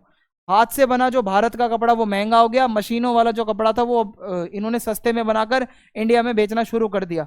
नतीजा क्या हुआ, भारत के जो लोग जो बनाते थे, बुनकर वगैरह जो कपड़े वाले थे, उनका तो बिल्कुल रोजगार नष्ट हो गया। कैसे रेलवे और ब्रिटिश नीतियों ने भारतीय उद्योगों को नष्ट करा, तो जब इन्होंने रेलवे लाइंस बिछाई तो इनका बहुत फायदा हुआ, क्योंकि रेलवे का मतलब था ब्रिटिश सामान अब पूरे भारत में कहीं भी जा सकता है। तो ब्रिटिश सामान देश के हर कोने तक पहुंचना आसान हो गया। ब्रिटेन से आया जितना भी सामान था मशीन से बना हुआ, भारत के कोने कोने तक पहुंच गया, भारत की मार्केट में। और स्थानीय जो कारीगर थे और जो स्थानीय उद्योग थे वो धीरे धीरे धीरे धीरे बर्बाद होते चले गए। और हुआ क्या, इसका परिणाम ये हुआ कि लोगों ने हाथ से बना भारतीय कपड़ा सामान लेना बंद कर दिया, क्योंकि वो महंगा हो गया, टैक्स ज्यादा था। लोगों ने बाहर का कपड़ा पहनना शुरू करा। भारतीय कारीगर और शिल्पकारों का तो काम बिल्कुल खत्म हो गया, बेरोजगार हो गए बेचारे, बहुत ज्यादा गरीबी में डूब गए। कौन कौन से उद्योग सबसे ज्यादा प्रभावित हुए, एक तो कपड़े की फैक्ट्री हो गई, रंगाई की फैक्ट्री जिसपे डाई होती है कपड़ों पे, कागज की फैक्ट्री, कांच की फैक्ट्री, चमड़े की फैक्ट्री। ये सारे पारंपरिक उद्योग थे जो बहुत पुराने समय से चले आ रहे थे। अब ये सारे के सारे उद्योगों को रिप्लेस कर दिया मशीन से, जो सामान बनकर ब्रिटेन से आ रहा था उसने। तो हमारे यहाँ का उद्योग जो था बिल्कुल धंधा खत्म हो गया। भारतीय सामान महंगा हो गया, लेकिन ब्रिटिश सामान जो है वो सस्ता हो गया, इसलिए लोग जो है ब्रिटिश सामान को ही पसंद करने लगे। इससे भारत का जो उद्योग है उसको बहुत नुकसान हुआ, उसकी मांग कम हो गई, रोजी रोटी लोगों की छिन गई। भारतीय उद्योगों का पतन का और क्या कारण रहा? देखो, यूरोप में भारतीय वस्तुओं की मांग में गिरावट आ गई थी, वहां पे एक तो प्रतिबंध भी लगा दिया था, लोग कम खरीद रहे थे, रियासतों का अंत हो गया था। होता क्या था, राजा महाराजा जो लोग होते थे पहले, वो कारीगरों को सहारा देते थे, ठीक है, उनसे कपड़ा खरीदते थे। लेकिन अब तो ये राजा महाराजा भी चले गए, तो अब इन कारीगरों को सहारा कौन देगा? अंग्रेज तो सहारा देंगे नहीं। तो कच्चे माल का निर्यात ज्यादा होने लगा, कपास, चमड़ा, ये सारी चीजें अब इंग्लैंड पहुंचने लगी, जो पहले इंडिया में ही सामान इनका बनता था। तो इससे भारत में कच्चा माल महंगा हो गया और दुर्लभ हो गया, क्योंकि कम मिल रहा है, रेयर हो गया, क्योंकि जो जितना था वो ले गए। नतीजन यही हुआ कि भारतीय कारीगर कच्चा माल खरीदने में असमर्थ हो गए, क्योंकि कच्चा माल सारा इंग्लैंड वो ले गए उठा के, जो अंग्रेज थे। कारीगरों के साथ क्या हुआ, उनके पास ना काम बचा, ना उनके पास ग्राहक बचे, ना कोई सहारा। कई कारीगरों को मजबूरी में अपना काम ही छोड़ना पड़ा। ज्यादातर लोग किसान बन गए, खेती में मतलब जुड़ गए, क्योंकि जो उनका काम धंधा था वो बंद हो गया। ठीक है, अब हमारा जो अगला टॉपिक है उसको करेंगे। अपना जो अगला प्रश्न है वो है, प्रारंभिक राष्ट्रीय आंदोलन में जो हमारा नेशनल मूवमेंट था, उसमें नरम दल और गरम दल का जो एक वो विचारधारा वाला था, वो हमें इसमें समझना है कि दो तरीके के नेता होते थे, एक थे नरम दल वाले नेता, एक थे गरम दल वाले नेता। ठीक है, उदारवादी और उग्रवादी। तो इन दोनों के बारे में हम पढ़ते हैं। तो भारत का जो स्वतंत्रता संग्राम था, जो इंडिपेंडेंस की लड़ाई थी, 19वीं सदी के अंत में शुरू हुआ, और भारतीय राष्ट्रीय कांग्रेस, जिसको कांग्रेस पार्टी भी कहते हैं, उसकी स्थापना 1885 में हुई थी, और ये भारतीय राजनीतिक मांगों को उठाने का मुख्य मंच थी। ठीक है, इसी पार्टी से सारे नेता निकले। शुरुआती सालों में 1885 से 1905 में कांग्रेस का नेतृत्व उदारवादी नेताओं ने किया, जिनको मॉडरेट्स कहा जाता था। ये हैं नरम दल वाले, उदारवादी, जो ज्यादा लड़ाई झगड़े में विश्वास नहीं रखते। ठीक है, नरम दल वाले नेता हैं। फिर धीरे धीरे धीरे धीरे कुछ 1905 के समय के आसपास कुछ ऐसे नेताओं का ग्रुप आके जुड़ा, जिनको कहा जाने लगा उग्रवादी, जो कि थे गर्म दल के नेता। अब ये लोग थोड़े गुस्से वाले थे, एक्सट्रीमिस्ट। ठीक है, इनमें गुस्सा थोड़ा ज्यादा था। तो देखो, हमारा जो कांग्रेस का जो लीडर्स का ग्रुप है, एक तरफ से नरम दल वाले, एक तरफ से गर्म दल वाले, तो दोनों की विचारधाराएं क्या थी वो हमें समझनी है। तो इन दोनों समूहों का उद्देश्य एक ही था, भारत की स्वतंत्रता, लेकिन उनकी विचारधारा और उनकी रणनीतियां बहुत एक दूसरे से अलग थी। दोनों का जो काम करने का तरीका है, स्ट्रैटेजी है, वो बहुत अलग थी। तो अब मैं आपको इनका विश्वास क्या है दोनों का, दोनों की विचारधारा क्या है, ये पढ़ाने जा रहा हूँ। जो उदारवादी लोग हैं, इट मीन्स जो नरम दल वाले लोग हैं, वो ब्रिटिश सरकार पर भरोसा करते थे। उदारवादियों का मानना था कि ब्रिटिश सरकार बहुत ही अच्छी है, लेकिन वो भारतीयों की समस्याओं को समझ नहीं पा रही है, इसलिए वो चाहते थे कि ब्रिटिश सरकार को तर्क, निवेदन और संवैधानिक तरीके से प्यार से बातचीत करके, लिखा पढ़ी करके समझाया जाएगा तो वो समझ जाएंगे। तो ऐसा इनका मानना था, नरम तरीके से, नरमी से पेश आना। उदारवादियों का मानना था कि अगर भारतीय अपने मुद्दे शिष्टता यानी कि बहुत प्यार से रखेंगे, समझाएंगे, तो ब्रिटिश सरकार उन्हें अधिकार दे देगी। और मैं आपको बताऊं, जो नरम दल के नेता थे वो ये कहते हैं कि हमें पूरी आज़ादी नहीं चाहिए, बस हमें कुछ सुधार कर दो, उसमें भी हम ओके हैं। जैसे सभी भारतीयों की भागीदारी बढ़ा दो, हमें कुछ फ्रीडम ऑफ स्पीच वगैरह दे दो, थोड़ा टैक्स कम कर दो। यानी कि ये पूर्ण स्वराज की मांग कर ही नहीं रहे थे। पूर्ण स्वराज यानी कि पूरी आज़ादी, ये मांग ही नहीं रहे थे भाई। तो फिर इसके बाद क्या होता है, उग्रवादी जो हमारे गर्म दल के नेता हैं, तो ये पूर्ण स्वतंत्रता चाहते थे, पूर्ण स्वराज, फुल इंडिपेंडेंस, कोई ऐसा डोमिनियन स्टेटस वगैरह नहीं चाहिए। और उनको बिल्कुल ब्रिटिशर्स पे भरोसा नहीं था। उनका मानना था कि ब्रिटिश शासन जो है, जो अंग्रेज हैं, उन्होंने हमारा बहुत शोषण किया है, बहुत ज्यादा अन्याय किया है। जब तक उन्हें पूरी तरीके से हटाया नहीं जाएगा, भारत को स्वतंत्रता नहीं मिलेगी। अंग्रेजों को पूरा हटाना है, पूर्ण स्वराज अपने को चाहिए। उनका मानना था कि ब्रिटिश शासन अन्याय कर रहा है हमारे साथ, भारत गरीब बनता जा रहा है। उन्होंने स्वराज की मांग करी, जहां पे वो खुद का शासन खुद करेंगे, ब्रिटिशर्स पूरी तरीके से भारत छोड़कर चले जाओ। अब इनके तरीके क्या थे और इनकी रणनीतियां क्या थी वो समझते हैं। उदारवादी जो है वो बहुत शांति के साथ रहते थे, बहुत धीमी गति से काम करते थे, बहुत जैसे याचिका लिखना, पत्र लिखना, लेटर लिख के अपनी बात पहुंचाना, तो भाषण वगैरह देना। और अगर मैं आपको बताऊं, अखबारों में लिखना, सभाओं में जाना, मीटिंग्स में जाना, उनका विश्वास था बातचीत करके, संवाद करके, संवैधानिक तरीके से ही सुधार हो पाएगा। लेकिन जो उग्रवादी थे, जो गर्म दल के थे, वो बहुत ही एक्टिव थे, सक्रिय थे, बहुत तेज कार्यवाही रखना चाहते थे। वो बहुत ही तेज एक्शन करवाना चाहते थे, जैसे प्रदर्शन करना, बहिष्कार कर देना, ब्रिटिश वस्त्रों और सामानों को जला देना, अटैक करना ब्रिटिशर्स के ऊपर, लोगों को भारतीय संस्कृति पर गर्व करवाना कि भाई गर्व से कहो कि हम भारतीय हैं और हम अपनी आजादी लेकर रहेंगे, जैसे भगत सिंह जी हो गए, चंद्रशेखर आजाद हो गए, ठीक है। और उनका उद्देश्य था कि जनता को जागरूक करना, लोगों के अंदर वो संघर्ष की चिंगारी जलाना जिससे कि अंग्रेजों को हम भगा फेंकें। आम लोगों की क्या भूमिका है देखो। अब जो मॉडरेट्स थे, जो कि नरम दल वाले थे, वो मानते थे कि सिर्फ बड़े नेता लोग बातचीत करके आजादी दिलवा देंगे, आम लोगों का रोल नहीं है। तो उदारवादी नेतृत्व में ज्यादातर लोग शिक्षित थे, पढ़े लिखे थे, भारतीय ऐसे थे जो बहुत ही ज्यादा एजुकेटेड थे, वेल एजुकेटेड, वकील वगैरह, टीचर वगैरह। तो उन्होंने बोला आम जनता को आंदोलन में ज्यादा शामिल नहीं होना चाहिए, क्योंकि उनका मानना है कि जन साधारण राजनीति के लिए तैयार नहीं है। वो कहते हैं भारत की जनता राजनीति को नहीं समझती, और इन्होंने बोला कि सिर्फ सभा करो, मीटिंग करो, बड़े बड़े लोग रहें। वहीं जो गरम दल के नेता है वो कहते हैं आम लोगों को भी साथ जोड़ो, जनता आएगी तभी आजादी मिलेगी। तो उन्होंने स्टूडेंट्स को, किसानों को, मजदूरों को, सभी को साथ लेकर आंदोलन करे, प्रोटेस्ट वगैरह करी, स्थानीय भाषाओं में, लोकल लैंग्वेजेस में भी भाषण दिए ताकि लोग और ज्यादा जुड़ें, जनता पर ज्यादा केंद्रित किया उन्होंने अपना ध्यान, और इस आंदोलन को और अच्छा बना दिया। ब्रिटिश शासन के प्रति क्या सोच थी दोनों की, मैं आपको बताता हूं। दोनों का क्या मानना था ब्रिटिशर्स को लेकर। उदारवादी लोग ये मानते हैं कि ब्रिटिशर्स के प्रति ये लोग ना बहुत वफादार थे, बहुत ज्यादा उनके क्लोज थे। उदारवादियों का मानना था कि ब्रिटिश शासन बहुत अच्छा है, ब्रिटिशर्स के आने से हमारे यहाँ शिक्षा अच्छी हो गई है, रेलवे लाइन आ गई है, मतलब रेलवे लाइन बिछाई है, रेलवे आ गया है, कानून और न्याय अच्छा हो गया है। तो वे चाहते थे कि भारत ब्रिटिश शासन के अंतर्गत ही रहे, ये चाहते ही नहीं थे पूरी तरीके से आजादी मिल पाए। लेकिन जो उग्रवादी हैं, जो हमारे गरम दल वाले हैं, उनका मानना है कि ब्रिटिशर्स बहुत खराब हैं, ये बहुत हानिकारक है हमारे इंडिया के लिए। उनका मानना था केवल पूर्ण स्वतंत्रता ही हमें चाहिए, पूर्ण स्वराज, और भारत का भविष्य बेहतर तभी हो सकता है जब ब्रिटिशर्स यहां से भारत छोड़कर जाएंगे, तभी। संस्कृति और राष्ट्रवाद का उपयोग, अगर मैं आपको बताऊं, उदारवादी लोग ये मानते थे कि तर्क, लॉजिकल अप्रोच रखो बातचीत के साथ। जैसे कि दादा भाई नारोजी ने अगर किसी की कमी निकालनी थी अंग्रेजों की, तो उन्होंने ड्रेन ऑफ वेल्थ की थ्योरी दी थी, धन की निकासी, जो हमने पीछे पढ़ा। उन्होंने कोई लड़ाई थोड़ी लड़ी थी जाके। तो ऐसा तरीका इन्होंने अपनाया कि शांतिपूर्वक आंकड़ों के जरिए तर्क, फैक्चुअल, लॉजिकली ये सब करो।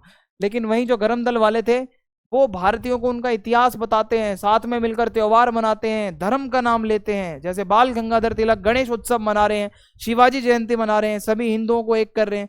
तो उनका मानना था कि भारतीय होने पर गर्व महसूस करो, जो अपना कल्चर है, जो अपनी संस्कृति है, उस पर गर्व महसूस करो, ठीक है। तो उदारवादी लोगों में जो मेन जो लीडर्स थे वो थे दादा भाई नारोजी, गोपाल कृष्ण गोखले, सुरेंद्र नाथ बनर्जी। उग्रवादी एक्सट्रीमिस्ट जो थे गरम दल वाले, वो थे बाल गंगाधर तिलक, लाला लाजपत राय, बिपिन चंद्रपाल, शहीद आजम भगत सिंह, ठीक है, ये सारे नाम। उपलब्धियां और सीमाएं देखो, इन दोनों के बारे में मैं आपको समझाता हूं। उदारवादी लोगों ने नींव रखी थी आंदोलन की, इन्होंने स्टार्ट किया था, उन्होंने भारत में राजनीतिक गतिविधियों को स्टार्ट किया, संविधान, कानून और सुधार की भाषा लोगों को सिखाई कि भाई बातचीत करके भी हम चीजें सोल्व कर सकते हैं। लेकिन तरीका बहुत धीमा था, और ब्रिटिश न्याय व्यवस्था पर बहुत विश्वास करते थे ये लोग, जबकि ब्रिटिशर्स बहुत ज्यादा गंदे थे। आम जनता उनसे कम जुड़ी रही, यानी कि इन लोगों के साथ, ये जो थोड़े बड़े लोग थे ना, आम जनता इनसे कनेक्ट नहीं कर पाती थी, क्योंकि बहुत पढ़े लिखे थे ये नेता। वहीं जो लोग गरम दल वाले थे, वो स्वतंत्रता आंदोलन को इन्होंने और ज्यादा एक्टिव बनाया, ब्रिटिशर्स के ऊपर असली प्रेशर तो इन्होंने ही डाला था, जनता को शामिल किया आंदोलन में, स्वतंत्रता संग्राम को एक लक्ष्य बनाया। लेकिन कई बार इनका तरीका आक्रामक होता था, तो ब्रिटिशर्स इनको बहुत ज़्यादा कड़ी सजा भी देते थे, फांसी तक भी हो जाती थी। तो इससे आंदोलन को रोकने या दबाने की कोशिशें भी तेज हो गई, यानी कि जब ये आए, थोड़े अटैक वटैक करने लगे, तो अंग्रेजों ने आंदोलन दबाना शुरू कर दिया। अब हमारा अगला प्रश्न है, स्वतंत्रता संग्राम की प्रगति में असहयोग आंदोलन और सविनय अवज्ञा आंदोलन ने किस प्रकार रणनीतिक बदलाव लाया। तो महात्मा गांधी के जीवन के दो सबसे बड़े आंदोलन, असहयोग आंदोलन और सविनय अवज्ञा आंदोलन, को मैं आपको पढ़ाने जा रहा हूं। अलग अलग भी आ सकता है और एक साथ भी आ सकता है। तो आइए फिर देखते हैं, गांधी जी का भी योगदान पढ़ लेते हैं। तो भारत का जो स्वतंत्रता संग्राम था, उसके कई सारे स्टेप्स रहे। शुरुआत में ये आंदोलन मैंने आपको जैसे पीछे बताया, उदारवादी जो नेता होते थे नरम दल वाले, उन्होंने संभाला, फिर आगे चल के गरम दल वालों ने संभाला।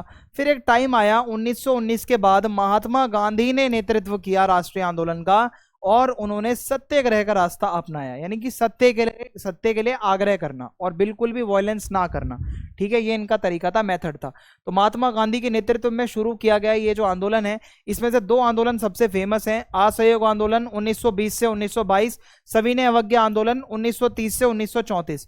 तो ये आंदोलन जो है हमें बेसिकली पढ़ने हैं, वन बाय वन करके मैं आपको पढ़ाता हूँ। असहयोग आंदोलन कि हम ब्रिटिशर्स का किसी भी वे में सहयोग करेंगे ही नहीं, कोई सपोर्ट नहीं करना। देखो, असहयोग आंदोलन शुरू करने के पीछे के कारण क्या थे? रॉलेट एक्ट, जिसको काला कानून भी कहा जाता है। ब्रिटिश सरकार ने ये अधिकार खुद के हाथ में ले लिया कि वो किसी को भी बिना मुकदमे के गिरफ्तार कर लेगी। तो ये काला कानून था जिसके अगेंस्ट गांधी जी को वो था कि हाँ भाई कुछ करना है। जलियांवाला बाग हत्याकांड हुआ 1919 में। अमृतसर में एक शांतिपूर्ण तरीके से भीड़ इकट्ठी हुई थी, सभा थी, वहां पे ब्रिटिशर्स गए, जनरल डायर ने गोलियां चलवाई जिसमें 1000 से ज्यादा लोग मारे गए। इस घटना ने पूरे देश को झकझोर दिया और हिलाकर रख दिया और लोगों का विश्वास खत्म हो गया अंग्रेजों से। गांधी जी को बहुत गुस्सा आया। फिर खिलाफत का भी एक मुद्दा था। पहला विश्व युद्ध जब खत्म हुआ तो ब्रिटिशों ने क्या करा, ऑटोमन खलीफा, खलीफा क्या है, मुस्लिमों में ना बहुत बड़ा पॉलिटिकल पद होता है, मुसलमानों का धार्मिक नेता होता है, तो उनका बहुत अपमान करा जिससे मुस्लिमों में बहुत गुस्सा आया। तो मुस्लिम भी अब टारगेट बनाना चाहते थे अंग्रेजों को। तो गांधी जी ने बोला क्यों ना हिंदू और मुस्लिम दोनों को एक कर दूं। इसके बाद सुधारों में ब्रिटिश विफलता। भारत ने प्रथम विश्व युद्ध में ब्रिटिशों को पूरा साथ दिया, ब्रिटिशर्स के साथ हमेशा भारत खड़ा रहा, लेकिन उसके बावजूद ब्रिटिश सरकार ने भारत को आजाद नहीं किया, उनकी मांग को जो है इग्नोर कर दिया। इससे गांधी जी बहुत निराश थे, लोगों में, इंडियंस में गुस्सा बहुत ज्यादा बढ़ गया था। तो ये सारे कुछ बैकग्राउंड के हैं। अब मेन ऑब्जेक्टिव्स क्या थे? ब्रिटिश शासन से सभी प्रकार का सहयोग शांतिपूर्ण तरीके से समाप्त करना। हम किसी भी वे में ब्रिटिशर्स को कोई सपोर्ट नहीं करेंगे, ब्रिटिश सरकार को कामकाज में असमर्थ बना देना, उनको हम कोई काम ही नहीं करने देंगे। धर्म, क्षेत्र और जाति से ऊपर उठकर भारतीयों को एकजुट करेंगे। लक्ष्य यही था कि जनता के बल पर ब्रिटिश शासन को नैतिक और प्रशासनिक रूप से चुनौती देना, यानी कि जनता को साथ जोड़कर हम ब्रिटिशर्स को ये चुनौती देंगे और बताएंगे कि हम आपका सारा काम धंधा रोक देंगे। आंदोलन में क्या क्या हुआ? चीजों का बहिष्कार किया गया, स्कूल छोड़ दिए लोगों ने, कॉलेज छोड़ दिए जो ब्रिटिशर्स चलाते थे, ब्रिटिश अदालतों में वकीलों ने जाना मना कर दिया, कानून सेवाएं जो हैं वो सब रुक गई, विदेशी कपड़ा बहिष्कार हो गया, जो ब्रिटिशर्स का सामान था उसका बहिष्कार हो गया, सरकारी कार्यक्रम और जो चुनाव वगैरह थे उसका बहिष्कार हो गया, कोई भी सरकार के कार्यक्रम में हम हिस्सा नहीं ले रहे थे और ब्रिटिश शासन को हर स्तर पर हमने असहयोग किया, यानी कि कोई भी सहयोग नहीं दिया, जहां पे हो सकता था हमने सारा सहयोग वापस ले लिया। उपाधियां हमने अपनी त्याग दी, लोगों ने ब्रिटिश सरकार द्वारा दी गई उपाधियों और सम्मान को लौटा दिया। जैसे गांधी जी ने केसर ए हिंद की उपाधि को वापस कर दिया। गांधी जी ने स्वदेशी का प्रचार किया, लोगों को बोला कि खादी पहनो। गांधी जी ने बोला कि खादी, ज्यादा से ज्यादा खादी का प्रचार करा। स्थानीय उद्योग जो है और हाथ से खुद से चरखा चलाकर कपड़ा बनाओ, ये गांधी जी ने बोला। इससे आर्थिक आत्मनिर्भरता, आप इकोनॉमिकली किसी और पर डिपेंड नहीं रहोगे, अपना कपड़ा खुद बनाओ, ये गांधी जी का मानना था। सामाजिक सुधार, महात्मा गांधी ने हिंदू मुस्लिम एकता को बढ़ावा दिया, बोला सभी धर्म के लोग एकजुट हो जाओ अंग्रेजों के खिलाफ, अछूत वछूत को छोड़ो और एक हो जाओ। और अछूतों को तो इन्होंने, दलितों को हरिजन नाम दिया कि ईश्वर के बच्चे हो आप, हरिजन हो, ये छोड़ो जातिवाद वगैरह। अभी हमारी लड़ाई ब्रिटिशर्स से। तो इस आंदोलन में बड़ी संख्या में छात्र और टीचर ब्रिटिश संस्थानों का बहिष्कार करने लगे। वकील बड़े बड़े जैसे मोतीलाल नेहरू, सीआर दास, इन्होंने अपनी वकालत छोड़ दी। महिलाएं जैसे बसंती देवी, इन्होंने दुकानों के सामने धरना किया, ठीक है, धरना प्रदर्शन, प्रोटेस्ट वगैरह करी। किसान और मजदूरों ने आंदोलन वगैरह में भाग लिया। ये पहली बार ऐसा आंदोलन था जो एक जन आंदोलन बन चुका था, जहां पर बहुत सारे लोग शामिल थे। आंदोलन का अंत बहुत ही दुखद था। 1922 में उत्तर प्रदेश में चौरी चौरा नाम की जगह में एक बहुत बड़ी हिंसा हुई। हुआ क्या, जो लोग प्रदर्शन कर रहे थे उन्होंने वहां के पुलिस स्टेशन में आग लगा दी, जिसमें 22 पुलिसकर्मी की मौत हो गई। ये गांधी जी को बिल्कुल मंजूर नहीं था कि आप किसी प्रकार की भी हिंसा करो। तो गांधी जी बहुत ज्यादा दुखी हो गए और वो अहिंसा के सिद्धांत पर चलते थे, तो उन्होंने आंदोलन को वापस ले लिया और ये बहुत चौंकाने वाला था, ठीक है। लेकिन गांधी का सिद्धांत जो था वो सीधा था, भाई अगर हिंसा करोगे तो वो मैं आंदोलन रोक दूंगा। तो यही था चौरी चौरा की ये जो घटना थी, इससे गांधी जी बहुत सैड हो गए। आंदोलन का प्रभाव क्या रहा? ये था भारत का पहला राष्ट्रव्यापी जन आंदोलन जिसमें करोड़ों भारतीयों ने भाग लिया। गांव गांव शहर शहर में राजनीतिक जागरूकता लोगों में पैदा की गई कि भाई जागरूक हो जाओ, जाग जाओ। महात्मा गांधी को पूरे देश में एक राष्ट्रीय नेता के रूप में लोगों ने स्वीकार करा। आंदोलन ने आजादी की लड़ाई को जनता से जोड़ा। जो पहले सिर्फ बड़े नेताओं तक आजादी की लड़ाई थी, अब जनता प्रत्यक्ष रूप से उसमें जुड़ गई। हालांकि इस आंदोलन ने अपने राजनीतिक लक्ष्य को तो पूरा नहीं कर पाए, लक्ष्य यही था देश को आजाद करवाना, बट स्टिल इस आंदोलन से हिंदू मुसलमान एक हुए, देश के युवा आए, जुड़े, और ये आंदोलन एक स्वतंत्रता संग्राम के इतिहास में एक निर्णायक मोड़ साबित हुआ कि हाँ, इतने करोड़ों लोग भी आ सकते हैं अंग्रेजों के खिलाफ। फिर आता है सविनय अवज्ञा आंदोलन 1930 से 1934। इसमें समझते हैं क्या होता है। इसका बैकग्राउंड ऐसा था, सबसे पहला है साइमन कमीशन। साइमन कमीशन है क्या, पहले मैं आपको वो समझाता हूं। देखो, साइमन कमीशन एक 7 ब्रिटिश सदस्यों का समूह था। 7 ब्रिटिशर्स आए थे, जिसे 1928 में ब्रिटिश सरकार ने भारत भेजा था। इंग्लैंड से ये लोग अपने यहाँ पे आए थे। इनका उद्देश्य था जांचना कि भारत में ब्रिटिश शासन सही से काम कर रहा है या नहीं, उसमें क्या सुधार किए जा सकते हैं। लेकिन इसमें एक भी भारतीय से नहीं पूछा गया, ना शामिल किया गया इस कमीशन में। तो इसमें एक भी भारतीय सदस्य शामिल नहीं था।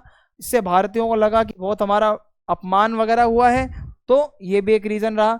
फिर लाहौर अधिवेशन 1929, कांग्रेस ने जवाहरलाल नेहरू के नेतृत्व में पूर्ण स्वराज की घोषणा कर दी कि अब हमें डोमिनियन स्टेटस नहीं चाहिए, अब हम साथ नहीं रहेंगे, हमें अलग अपना देश चाहिए। 26 जनवरी 1930 को भारतवासियों ने पहली बार स्वतंत्रता दिवस मनाया और ये संकल्प लिया कि हम संघर्ष करते रहेंगे जब तक हमें पूरी आजादी नहीं मिलेगी, अब हम हल्के में नहीं मानेंगे। और गांधी जी ने वायसराय लॉर्ड इरविन को 11 डिमांड्स करी। नमक टैक्स, और जो वो कहते हैं कि नमक का जो टैक्स लगा रहे हो इसको रोक दो, भूमि पर जो टैक्स ले रहे हो उसको कम कर दो, शराब का व्यापार बंद कर दो। जब ब्रिटिश सरकार ने इन मांगों को ठुकरा दिया तो महात्मा गांधी ने अपना सविनय अवज्ञा आंदोलन शुरू कर दिया। कहते हैं आओ बेटा अब बताता हूं मैं तुम्हें। आंदोलन की शुरुआत होती है 12 मार्च 1930 को, जो है डांडी मार्च से शुरुआत हुई थी। महात्मा गांधी साबरमती आश्रम से चलते हैं डांडी तक, जो गुजरात में ही है। 240 किलोमीटर पद यात्रा, सोचो भाई, पैदल, बुजुर्ग आदमी। इसका उद्देश्य था नमक कानून को तोड़ेंगे, जाके नमक बनाएंगे। कानून ये था कि कोई नमक नहीं बना सकता इंडियन, हम ही नमक बनाएंगे। नमक ऐसी चीज है जो हर घर में चाहिए। गांधी जी ने बोला अच्छा जी, मैं नमक बना के दिखाऊंगा, देख लेना। 6 अप्रैल 1930 को महात्मा गांधी ने समुद्री जल से नमक बनाकर ब्रिटिश नमक कानून को तोड़ा। ये एक प्रतीक था कि हाँ भाई, हम तुम्हारा कानून तोड़ भी सकते हैं। तो इसने पूरे देश में आंदोलन की लहर एक फैला दी। आंदोलन के कार्यक्रम ऐसे रहे कि उपनिवेशी कानूनों को तोड़ा गया, जितने भी ब्रिटिशर्स के कानून थे, नमक बनाया गया, ब्रिटिश कपड़े और शराब का बहिष्कार किया गया, टैक्स देने से लोगों ने मना कर दिया कि जाओ भाई, हम अब कोई टैक्स नहीं देंगे, और सरकारी नौकरियों से लोगों ने त्याग पत्र दे दिया, रिजाइन कर दिया। शराब की दुकानों और विदेशी सामान की दुकानों के सामने धरना किया लोगों ने, ठीक है, विदेशी वस्त्रों का बहिष्कार किया, और महिला भी इसमें शामिल रही, बड़ी संख्या में जुलूस निकाले। आदिवासी लोगों ने जंगलों के कानून तोड़े, जो कृषि जो वन कानून थे जो अंग्रेजों ने बनाए थे वो तोड़ने शुरू करे। ब्रिटिश सरकार ने रिएक्शन में क्या करा, दमन किया बहुत ज्यादा। 90,000 से ज्यादा लोगों को अरेस्ट कर लिया, लाठीचार्ज किया, जुर्माने लगाए, बहुत ज्यादा कार्रवाई करी। अखबारों पर सेंसरशिप कर दी गई और लोगों को बोलने से रोक दिया गया। गांधी, नेहरू, सरदार पटेल जैसे बड़े बड़े नेताओं को जेल में डाल दिया गया। लेकिन फिर भी ये आंदोलन की आग कम नहीं हुई, ये आंदोलन चलता रहा, ठीक है। फिर गांधी इरविन पैक्ट होता है, समझौता 1931 में। इस समझौते में कहा गया कि ब्रिटिश सरकार ने आंदोलनकारियों को रिहा करने पर सहमति दी है, लेकिन गांधी जी को बोला गया कि भाई मान जाओ, शांत कर दो, हम आपको छोड़ देंगे सबको। और गांधी जी दूसरा गोलमेज सम्मेलन, राउंड टेबल कॉन्फ्रेंस में लंदन जाकर भाग लेने पर सहमति जताते हैं, ठीक है मैं जाऊंगा, लेकिन ये सम्मेलन कोई परिणाम तक नहीं पहुंच पाता। गांधी जी निराश होकर वापस लौटते हैं, और गांधी जी का तो यही था कि एक ही डिमांड थी कि हमें पूर्ण स्वराज चाहिए, वो हमें मिल नहीं रहा था। फिर दोबारा से शुरुआत हुई 1932 में, आंदोलन फिर शुरू हो गया, लेकिन फिर सरकार ने इसको दमन करना चाहा, रोकना चाहा, गिरफ्तारियां करनी चाहिए। फिर क्या है, भारतीयों ने आत्मविश्वास दिखाया, गर्व की भावना सभी में पैदा हुई, प्राउड फीलिंग जो कहते हैं, और ब्रिटिश कानूनों को बहुत शांतिपूर्ण तरीके से हमने तोड़ा। अंतर्राष्ट्रीय स्तर पर बहुत बड़ा समर्थन मिला, दुनिया में मीडिया में दिखाया गया नमक सत्याग्रह। गांव के लोग, आदिवासी, महिलाएं, मजदूर सारे अपनी बड़ी संख्या में शामिल हुए। अब सबको स्पष्ट हो गया कि भारतीय ब्रिटिश शासन को स्वीकार नहीं करेंगे, अब इनके जाने का टाइम बहुत नजदीक है। तो इन आंदोलन के कारण स्वतंत्रता संग्राम में कुछ बदलाव भी आए, ठीक है। इन आंदोलनों से क्या हुआ, अभिजात वर्ग का आंदोलन अब सीधा आम जनता से जुड़ गया। गांधी से पहले आंदोलन सिर्फ बड़े नेता चलाते थे, अब करोड़ों आम लोग, किसान, महिलाएं, छात्र, मजदूर, सारे लोग आके जुड़ गए भाई आंदोलन से। और हथियार के रूप में अहिंसा, बोला अहिंसा ही सबसे बड़ा हथियार है, कोई लड़ाई झगड़ा मत करो। गांधी जी कहते हैं कि आप अपनी नैतिक शक्ति का इस्तेमाल करो, शांतिपूर्वक तरीके से हम सब कुछ जीत लेंगे। और पहले क्या था कि जो नेता थे सुधार करने की मांग करते थे, डोमिनियन स्टेटस मांगते थे कि हम रहेंगे ब्रिटिशर्स के अंडर ही। अब गांधी जी ने बोला पूर्ण स्वतंत्रता, पूरी आजादी चाहिए, हम अपना देश बनाएंगे। और ब्रिटिश कानूनों को तोड़ा गया, लोगों ने कानून तोड़े, नमक का कानून, वन कानून, टैक्स का कानून। तो अब सिर्फ भाषणों तक ही ये सब नहीं चलेगा, अब सीधा कार्रवाई हो रही है, अब लोग कार्रवाई करके दिखा रहे हैं। अंतर्राष्ट्रीय स्तर पर दुनिया ने देखा कि भारत अपने अधिकारों के लिए शांतिपूर्ण तरीके से क्या क्या कर सकता है। ब्रिटिश सरकार को उनकी हिंसा के लिए आलोचना का सामना करना पड़ा, लोगों ने बहुत बुरा भला बोला, ठीक है, इस तरीके से था। तो देखते हैं बंगाल के विभाजन के पीछे के रीजंस क्या हैं, मेन रीजन। तो हुआ क्या था, भारत के बंटवारे से बहुत पहले ही बंगाल जो प्रोविंस है उसका बंटवारा हो चुका था। कैसे हुआ था, ये बंटवारे का मेन रीजन था हिंदू और मुसलमानों को आपस में लड़ाना, ठीक है। बंगाल ऐसी जगह थी जहाँ हिंदू मुस्लिम बहुत ज़्यादा रहते थे। तो जो पूरा बंगाल था वो दो भागों में डिवाइड था, ईस्ट बंगाल और वेस्ट बंगाल, पूर्वी और पश्चिमी बंगाल। आपने कभी नोटिस किया है, अपना इंडिया का मैप है, अपना स्टेट है वेस्ट बंगाल, तो है वो ईस्ट डायरेक्शन में, उसको वेस्ट बंगाल क्यों कहा जाता है, ये टॉपिक समझ के आपको समझ में आ जाएगा क्यों कहा जाता है। देखो भाई, ये पूरा बंगाल है अपना, ठीक है, जब अंग्रेज थे यहाँ पे, ठीक है, ये ईस्टर्न बंगाल था, ये वेस्टर्न बंगाल था। तो अंग्रेजों ने क्या करा, ये जो ईस्टर्न बंगाल है इसको मुसलमानों को दे दिया, जिस साइड मुस्लिम ज़्यादा थे। वेस्टर्न बंगाल हिंदुओं को दे दिया, वहाँ हिंदू ज़्यादा थे। तो यही वेस्ट साइड थी बंगाल की पहले, जो आज इंडिया बना है वो उसके ईस्ट में है, लेकिन इसका नाम वेस्ट बंगाल ही पड़ा हुआ था, तो इसको वेस्ट बंगाल ही कहते हैं। अब आपको समझ आ गया होगा, ठीक है। तो ये इसको डिवाइड किया गया था 1905 में। बंगाल का विभाजन ब्रिटिश शासन के इतिहास में एक महत्वपूर्ण घटना है, क्योंकि बंगाल को दो भागों में बांट दिया गया, पूर्वी बंगाल, पश्चिमी बंगाल। पूर्व साइड में मुस्लिम ज़्यादा थे और पश्चिम साइड में हिंदू ज़्यादा थे, ठीक है, हिंदुओं का ज़्यादा दबदबा था। तो हुआ क्या, ब्रिटिशों की एक नीति थी, फूट डालो राज करो, यानी कि ब्रिटिश लोग चाहते थे कि हिंदू मुस्लिम को आपस में लड़वाएं और इनमें बीच में विभाजन पैदा करवाओ। तो बंगाल का विभाजन इसी रणनीति का एक हिस्सा था, इनका उद्देश्य था हिंदू और मुसलमानों को अलग करना, और ये काम लॉर्ड कर्जन का था। ये चाहते थे कि बहुत ज़्यादा लड़ाई झगड़े हों। तो बंगाल में हिंदू और मुसलमानों की आबादी मिक्स तौर पर रहती थी, दोनों साथ रहते थे। अंग्रेजों को ये सही मौका लगा कि चलो भाई लड़वा दो इनको। इन्होंने इस क्षेत्र को इस प्रकार बांट दिया कि एक तरफ हिंदुओं को कर दिया, मुसलमानों को अलग कर दिया।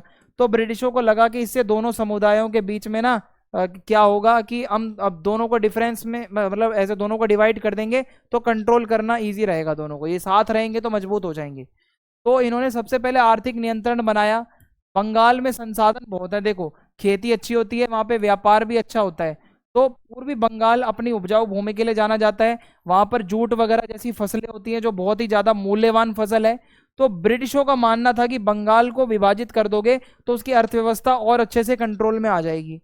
हुआ क्या, 1900 के दशक की शुरुआत में खासकर जो पढ़े लिखे मिडिल क्लास लोग थे, जो बंगाल में लोग थे, वो बहुत एक्टिव हो रहे थे, वो अपने अधिकार ज़्यादा ही मांगने लग रहे थे। तो ब्रिटिश लोगों को लगा कि ये खतरा हो सकता है हमारे लिए आगे चल के। तो उन्होंने सोचा कि बंगाल का विभाजन कर दो तो ये जो बंगाली लोगों की एकता है ना, ये कम हो जाएगी और ऑटोमेटिकली प्रॉब्लम भी कम हो जाएगी। फिर है बेहतर प्रशासन का दावा। ब्रिटिश लोगों ने बोला कि अगर हम हिंदू मुस्लिम को अलग कर देंगे, दो बंगाल बना देंगे, तो प्रशासनिक रूप से बेहतर होगा। हालांकि कई लोगों ने बोला कि ये सिर्फ बहाना था, पीछे की जो हकीकत है वो आपस में लड़वाना था, सिर्फ विरोध एक दूसरे का करवाना था। गुस्सा और विरोध, तो बंगाल का जब विभाजन हुआ तो लोगों को स्वीकार नहीं था, क्योंकि लोग एक साथ रहते थे। हिंदुओं को लगा कि ये विभाजन क्षेत्र में उनके प्रभाव को कमजोर करने का एक प्रयास है, कि आप हिंदुओं को कमजोर कर रहे हो। लोगों ने हड़ताल करी, ब्रिटिश लोगों का जो भी सामान होता है उसका बहिष्कार किया, रैलियां निकाली। जैसे जैसे लोगों को ये महसूस हुआ कि ये धार्मिक आधार पर उन्हें बांटने की कोशिश है, कि हिंदू मुस्लिमों को बांटा जा रहा है, तो लोगों को और गुस्सा आने लगा। शॉर्ट नोट में आ सकता है, आपका याद रखना। स्वदेशी आंदोलन के विभिन्न प्रवृत्तियां अब आपको बतानी है, ये भी आपके शॉर्ट नोट्स में आ सकता है। तो चलो मैं आपको बताता हूं क्या है इसमें। स्वदेशी आंदोलन जो 20वीं सदी की शुरुआत में चला था, ये क्या था, स्वतंत्रता संग्राम का ये एक चरण है। जहां पे हमने स्वदेशी यानी कि अपने देश का सामान यूज करना है, बाहर की चीजों को बहिष्कार करना है, अपने उद्योगों को प्रोत्साहित करना है, मोटिवेट करना है। गांधी जी थे इसमें, और भी बड़े बड़े नेता जिनके नेतृत्व में यह आंदोलन चला। आर्थिक बहिष्कार सबसे पहले करना था। स्वदेशी आंदोलन का पहला यही था कि ब्रिटिश सामान जो भी है उसको त्याग दो। भारतीय राष्ट्रवादी नेताओं का मानना था कि ब्रिटिश शासन आर्थिक रूप से शोषण कर रहा है हमारा, अगर हम उनका सामान छोड़ देंगे खरीदना तो उनको नुकसान पहुंचेगा आर्थिक रूप से। और यह बहिष्कार उपनिवेशी अर्थव्यवस्था के लिए एक प्रत्यक्ष चुनौती होगी कि भाई उनके अर्थव्यवस्था पर चोट लगेगी। लोगों से रिक्वेस्ट करी गई कि ब्रिटिश लोगों का जो सामान है उसको यूज करना बंद कर दो, उसकी जगह भारत का जो बना हुआ प्रोडक्ट है उसको यूज करो। इस बहिष्कार से क्या होगा कि आर्थिक नींव जो है उनकी वो हिल जाएगी, और स्वनिर्मित जो खुद के देश का है वो यूज करो। बहिष्कार का स्वाभाविक विस्तार था स्वदेशी वस्तुएं, यानी कि अपने लोगों को बोला गया हाथ से खुद से कपड़ा बनाओ, खादी यूज करो। खादी को आत्मनिर्भरता और राष्ट्रीय गौरव का प्रतीक माना गया कि खादी जो है अपने देश का है, इसको पहनो ना, तो इससे ना केवल घरेलू उद्योगों को बढ़ावा मिलेगा, साथ साथ ब्रिटिश लोगों को भी चुनौती मिलेगी, भाई खुद का यूज करो। तो ये केवल ब्रिटिश उत्पादों का विरोध करने का माध्यम नहीं था, बल्कि भारत के लोगों को ये बताना कि भाई हाँ, जो हमारे यहाँ के उद्योग हैं, हस्तशिल्प उद्योग हैं, उनको वापस से हम रिवाइव कर सकते हैं। तो खादी का प्रचार गांधी जी ने खुद करा, आत्मनिर्भरता को ज्यादा बढ़ावा दिया गया, और महात्मा गांधी जैसे नेताओं ने बताया कि भाई खादी को पहनो। स्वदेशी आंदोलन के समय भारत की संस्कृति को दोबारा से जो है पुनरुत्थान उसका किया गया। हमारे जो मूल्य हैं, साथ में रहना, एकता के साथ रहना, वो लोगों को दोबारा याद दिलाए गए। तो यह प्रवृत्ति विशेष रूप से भारत की शास्त्रीय कलाओं, साहित्य, पुराने ग्रंथों में दी गई है कि हाँ, हमें कैसे एक साथ मिलकर रहना है, कुछ मूल्य होते हैं वो लोगों को याद दिलाए गए। तो हुआ क्या, सांस्कृतिक पुनर्जागरण को ब्रिटिश उपनिवेशवाद से भिन्न एक राष्ट्रीय पहचान बनाने के लिए आवश्यक माना गया कि आप अपने कल्चर को वापस से रिवाइव करो, आप लोगों को याद दिलाओ कि आप इंडियन हो, आप जो है वापस से जो भारतीय रीति रिवाज है, मूल्य हैं, वापस से उसको ठीक करो, ठीक है, जो हम अंग्रेजों की तरफ जा रहे हैं वो छोड़ो। राजनीतिक जागरूकता और जन संचालन, देखो ये क्या हुआ है, स्वदेशी आंदोलन ने लोगों को ज्यादा से ज्यादा संगठित करने में बहुत ज्यादा मदद करी, लोगों की चेतना, लोग अवेयर हुए। यह एक ऐसा मंच बना स्वदेशी आंदोलन जहां पर लोग आकर अपनी अपनी बातें रखते थे, ठीक है, लोगों को जागरूक किया जाता था जो शोषण हो रहा था। तो इस आंदोलन ने, स्वदेशी आंदोलन से क्या हुआ, भारतीय समाज के कुछ वर्गों को अधिक उग्र और सक्रिय बना दिया। जो लोग पहले सोए हुए थे, जो लोग बिल्कुल ज्यादा ऐसे ढीले ढाले पड़े हुए थे, वो वापस से जाग गए।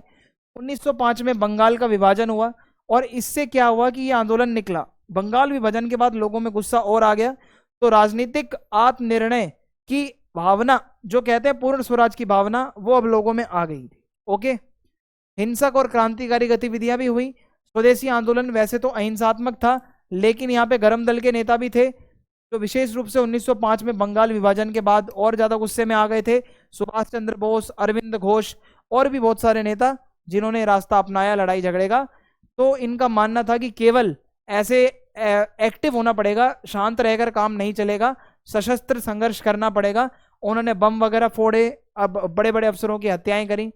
धार्मिक और सामाजिक सुधार आंदोलन, स्वदेशी आंदोलन के साथ साथ अगर आप नोटिस करो, भारत में कुछ धर्म सुधार आंदोलन भी चल रहे थे, जैसे ब्रह्मो समाज, आर्य समाज, रामकृष्ण मिशन। तो इससे क्या हुआ, इन आंदोलनों ने हिंदू धर्म का पुनर्जागरण तो किया ही किया, बाद साथ साथ समाज भी सुधरा, समाज में भी सुधार आया। पुरानी जो कुरीतियां थी, जातिवाद, बाल विवाह, सती प्रथा, ये सारी चीजें धीरे धीरे रोकने लगी, तो समाज और अच्छा हुआ।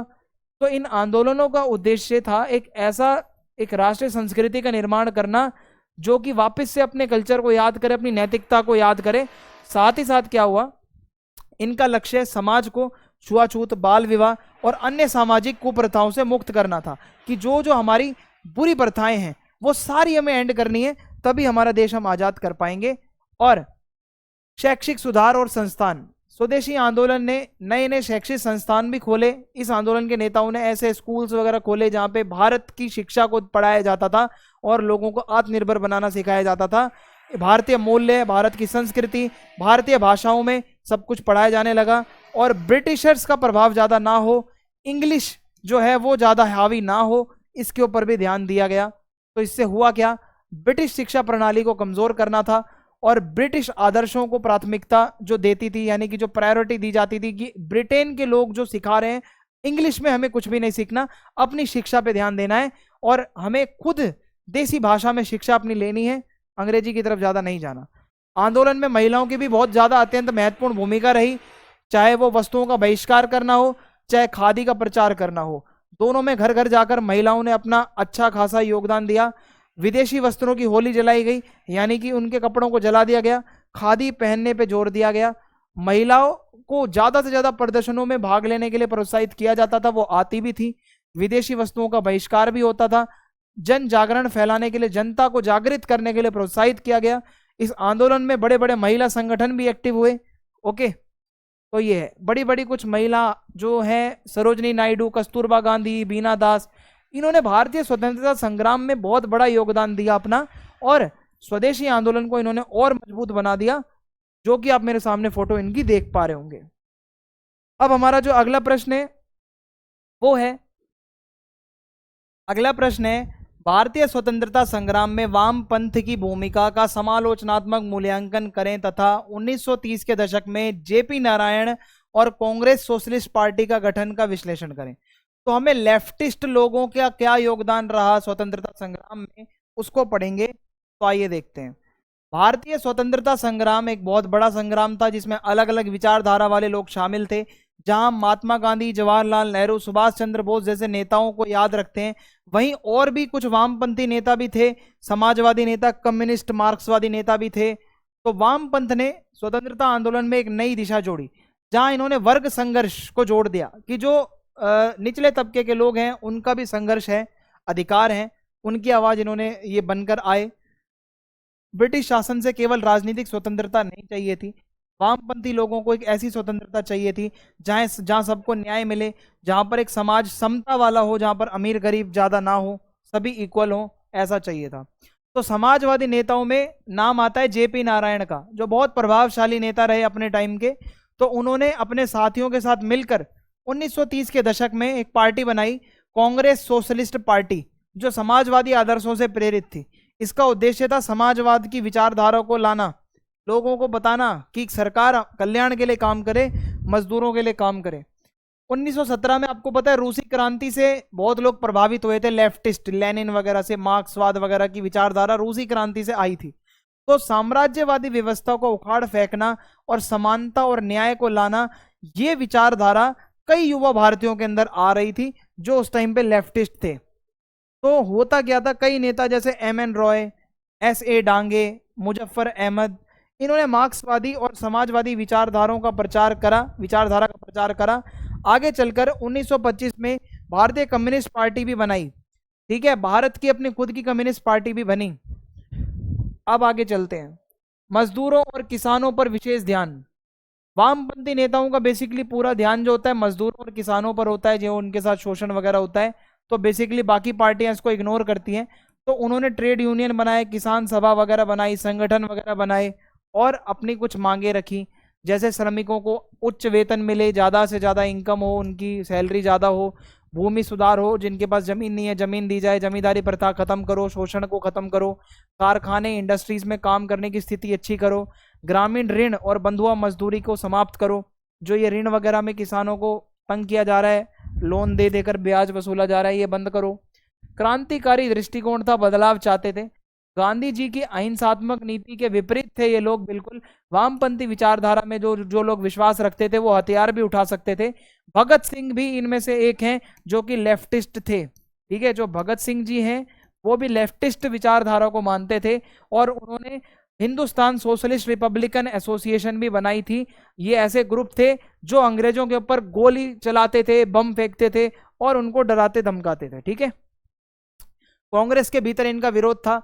वामपंथियों विशेषकर बाद में कांग्रेस सोशलिस्ट पार्टी ने कांग्रेस पार्टी के भीतर रहकर कार्य किया, लेकिन वे लगातार इसके नेतृत्व प्रणाली को चुनौती देते रहे। पहले तो ये कांग्रेस के साथ जुड़कर काम कर रहे थे, पर लगातार ये लोग जो थे कांग्रेस को गलत बताते रहते थे।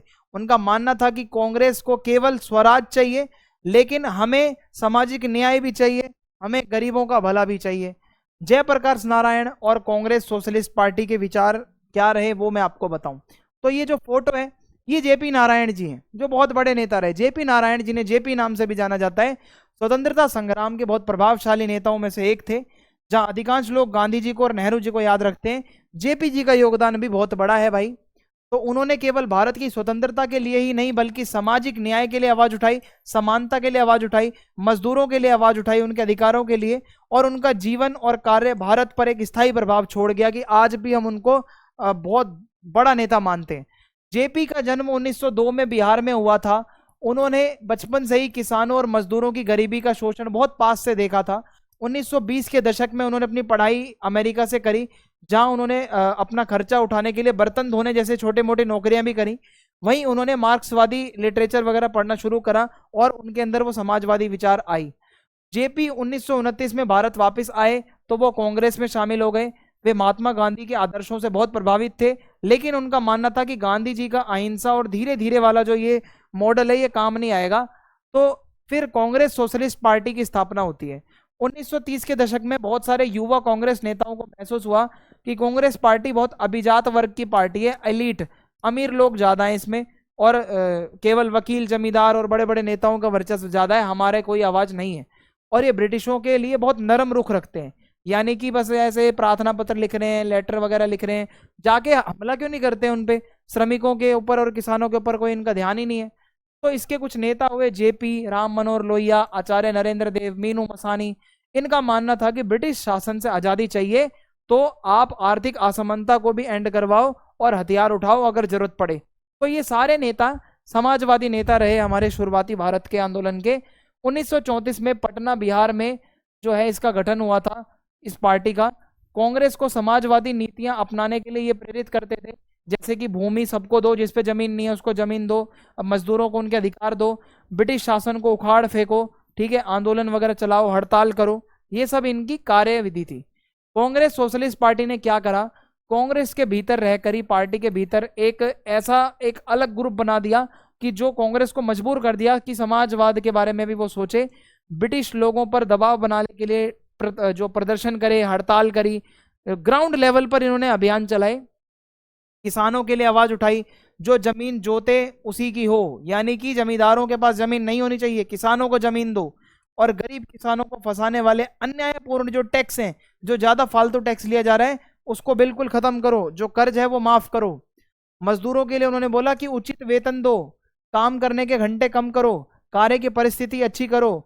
तो इन्होंने ऐसे बड़ी बड़ी जो ट्रेड यूनियंस थी, लेबर यूनियंस थी, उसका भी समर्थन करा।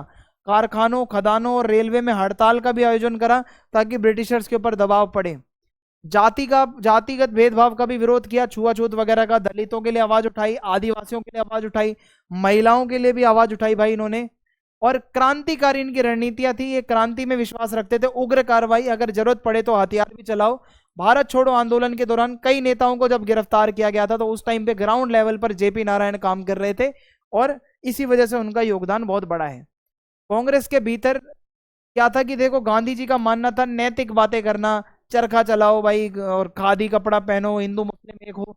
लेकिन कांग्रेस सोशलिस्ट पार्टी मानती थी तेज औद्योगिकरण भी होना चाहिए, भूमि भी सभी को मिलनी चाहिए, और ये जो क्लास स्ट्रगल है अमीर गरीब वाला, इसको एंड करना है, ये इनका सबसे बड़ा टारगेट था। लेकिन हुआ क्या, कितने भी मतभेद हो कांग्रेस और इन दोनों में, लेकिन जब बात आती है आंदोलन की, सभी ने अवज्ञा आंदोलन हो चाहे भारत छोड़ो आंदोलन हो, सभी नेताओं ने मिलकर काम किया था जब बात आती है अंग्रेजों के खिलाफ खड़े होने की। तो जेपी और कांग्रेस सोशलिस्ट पार्टी का प्रभाव बहुत अच्छा रहा, और जो है सीएसपी ने कांग्रेस को अपना एजेंडा जो बताया वो सामाजिक न्याय, आज हमारे संविधान में भी लिखा हुआ है क्लियरली प्रस्तावना में। स्वतंत्रता के बाद कई नीतियां कांग्रेस ने ऐसी जैसे चलाई, भूमि सुधार की नीति और श्रमिकों के कानून, ये इसमें जेपी नारायण का ही योगदान था कि कांग्रेस पार्टी ने इस पे ध्यान दिया। जमीनी स्तर पर काम करा, किसानों को, मजदूरों को जोड़ा, जो हाशिए पर जो वर्ग था उसको शामिल करके एक जन आंदोलन में बदल दिया आंदोलन को। और इसी के बाद छोटी मोटी और भी पार्टियां बनी, सोशलिस्ट पार्टी, प्रजा सोशलिस्ट पार्टी, समाजवादी पार्टी, राष्ट्रीय जनता दल। तो ये क्षेत्रीय पार्टियां जो थी ये भी यहीं से निकली। तो जयप्रकाश नारायण जो है वो स्वतंत्रता संग्राम की अंतरात्मा की तरह थे, और उन्होंने सभी को ये याद दिलाया कि केवल ब्रिटिशों से लड़ना ही काफी नहीं है, भारत को गरीबी से भी निकालना है, जातिवाद से भी निकालना है। तो आज उनके विचार हम पढ़ रहे हैं, ठीक है। अब हमारा अगला प्रश्न है, भारत के विभाजन के क्या कारण है, ये आपको बताने हैं। पार्टीशन क्यों हुआ, इसके पीछे के मेन रीजन मैं आपको बताऊंगा। तो देखो, पार्टीशन बहुत दुखद घटना थी, जहां पे बहुत सारे लोग पाकिस्तान से इंडिया आए, जो कईयों को मार दिया गया, कई लोगों को इंडिया से पाकिस्तान भी जाना था। तो बहुत ज्यादा समस्याएं आई। 1947 में भारत का विभाजन हुआ और दो राष्ट्र बने, भारत और पाकिस्तान। और हुआ क्या, बहुत हिंसात्मक घटनाएं हुई। लगभग 1.5 करोड़ से भी ज्यादा लोगों को अपने घर से बेघर होना पड़ा और कई सारे लोग इसमें मारे भी गए। ये अपना इंडिया है, यहां से एक साइड पाकिस्तान बना, एक साइड जो है पूर्वी पाकिस्तान बना, जिसको आज आप बांग्लादेश कहते हो। तो ये डिसाइड हुआ था कि जो धार्मिक बहुसंख्या होगी, जहां पर धर्म के लोग ज्यादा रहेंगे, वो देश बनेगा। तो यहाँ मुस्लिम ज्यादा थे तो ये पाकिस्तान बना, यहाँ भी मुस्लिम ज्यादा थे तो ये भी पाकिस्तान बना।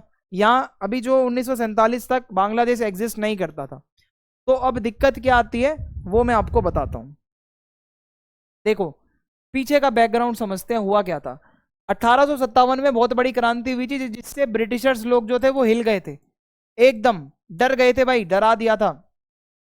1857 की क्रांति के बाद इन्होंने सोचा अब हम फूट डालो और राज करो की नीति अपनाएंगे, जहां हिंदू मुसलमानों को लड़वाएंगे, उनको बोलेंगे आप अलग अलग हो, अलग अलग रहो, एकजुट होकर मत रहो। मुसलमानों को बोला तुम मुगल के वंशज हो, ये हो वो हो, तुम उनसे जोड़ो खुद को, हिंदुओं के साथ मत जोड़ो खुद को।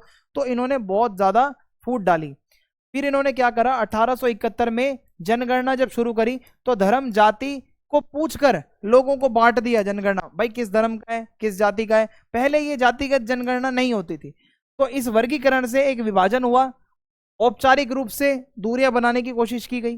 फिर पृथक निर्वाचन मंडल का एक कॉन्सेप्ट आया, यानी कि 1909 में क्या हुआ, भारतीय परिषद एक कानून आया जिसमें मुसलमानों को बोला गया कि इसका अर्थ था कि एक एरिया ऐसा होगा जहां सिर्फ मुसलमानों का उम्मीदवार होगा, मुसलमान ही उसको वोट देंगे। तो ये तो बांटने वाला काम हो रहा है ना, हिंदुओं का कोई रोल नहीं है वहां पे। तो भारत सरकार अधिनियम में और इसको टफ कर दिया थोड़ा 1919 में। फिर 1932 का सांप्रदायिक पुरस्कार ने इस सिद्धांत को और आगे बढ़ाया, यानी कि धीरे धीरे धीरे धीरे क्या हुआ, ये सांप्रदायिकता की आग थी और बढ़ गई हिंदू मुस्लिम में, और ये निर्वाचन क्षेत्र एक लड़ाई की भूमि बन गए। धार्मिक राष्ट्रवाद का उदय। अब देखो होता क्या है कि धर्म के नाम पर बहुत सारे संगठन बने, जैसे था हिंदू राष्ट्रवाद, तो इसमें हिंदू महासभा बनी, एक संगठन।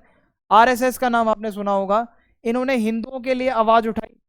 वीडी सावरकर जो बहुत बड़ा नाम लिया जाता है हिंदुत्व की जब बात होती है, उन्होंने हिंदुत्व की जो है वो अवधारणा लाई। हिंदू हिंदू हिंदू की बात कर रहे हैं, मुस्लिम मुस्लिम मुस्लिम की बात कर रहे हैं। यही चाहिए था अंग्रेजों को कि इन दोनों के बीच में जो हमें ये बंटवारा चाहिए था, और वो हो गया। अब यहाँ पे मुसलमानों ने भी अपनी एक पार्टी बना ली, ठीक है। इन्होंने क्या करा, मोहम्मद अली जिन्ना और भी कुछ नेता, सर सैयद अहमद खान, इन्होंने क्या करा कि बोला कि हम अपनी खुद की पार्टी बनाएंगे। आगे मैं आपको बताऊंगा। ये जो फोटो आप देख रहे हो ये मोहम्मद अली जिन्ना है।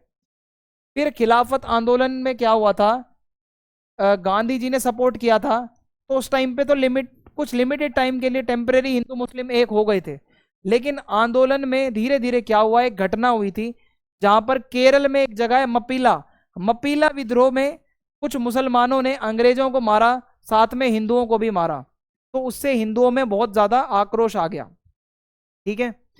अखिल भारतीय मुस्लिम लीग और पाकिस्तान की मांग। अब यहां पे बनती है मुस्लिम लीग पार्टी, ठीक है, जो मुसलमानों ने अपनी अलग पार्टी बना ली। इससे पहले मुसलमान वगैरह सब गांधी जी के साथ रहते थे। अब अंग्रेजों ने ऐसा भड़काया कि इन्होंने पार्टी भी अलग बना ली। मुस्लिम लीग की स्थापना 1906 में मुसलमानों के राजनीतिक अधिकारों की रक्षा के उद्देश्य से की गई थी, सिर्फ मुसलमानों के लिए। 1937 में क्या हुआ था, भारत में प्रांतीय स्तर पर चुनाव हुए थे, जब कांग्रेस को मुस्लिम लीग ने बोला कि हमें भी अपने साथ जोड़ दो, हमें भी मिलकर गठबंधन सरकार बनानी है। कांग्रेस ने सीधा मना कर दिया, हमें मुसलमानों के साथ कोई गठबंधन नहीं करना। तो ऐसे में क्या हुआ, और ज्यादा मुस्लिम लीग वालों को गुस्सा आ गया, ये कट्टर हो गए। तो मोहम्मद अली जिन्ना जो इनका नेता था, वो कहता है कि द्विराष्ट्रीय सिद्धांत, यानी कि जो हिंदुस्तान है उसको एक कौम का कभी भी नहीं माना जा सकता, ये दो कौम का एक देश है। हिंदू और मुस्लिम दो अलग अलग लोग यहाँ पे रहते हैं, तो दोनों को अलग देश बनाना पड़ेगा यहाँ पे दोनों का। और उन्होंने लाहौर प्रस्ताव रखा 1940 में, और ये मांग रखी कि भाई हमें अलग देश बना कर दो।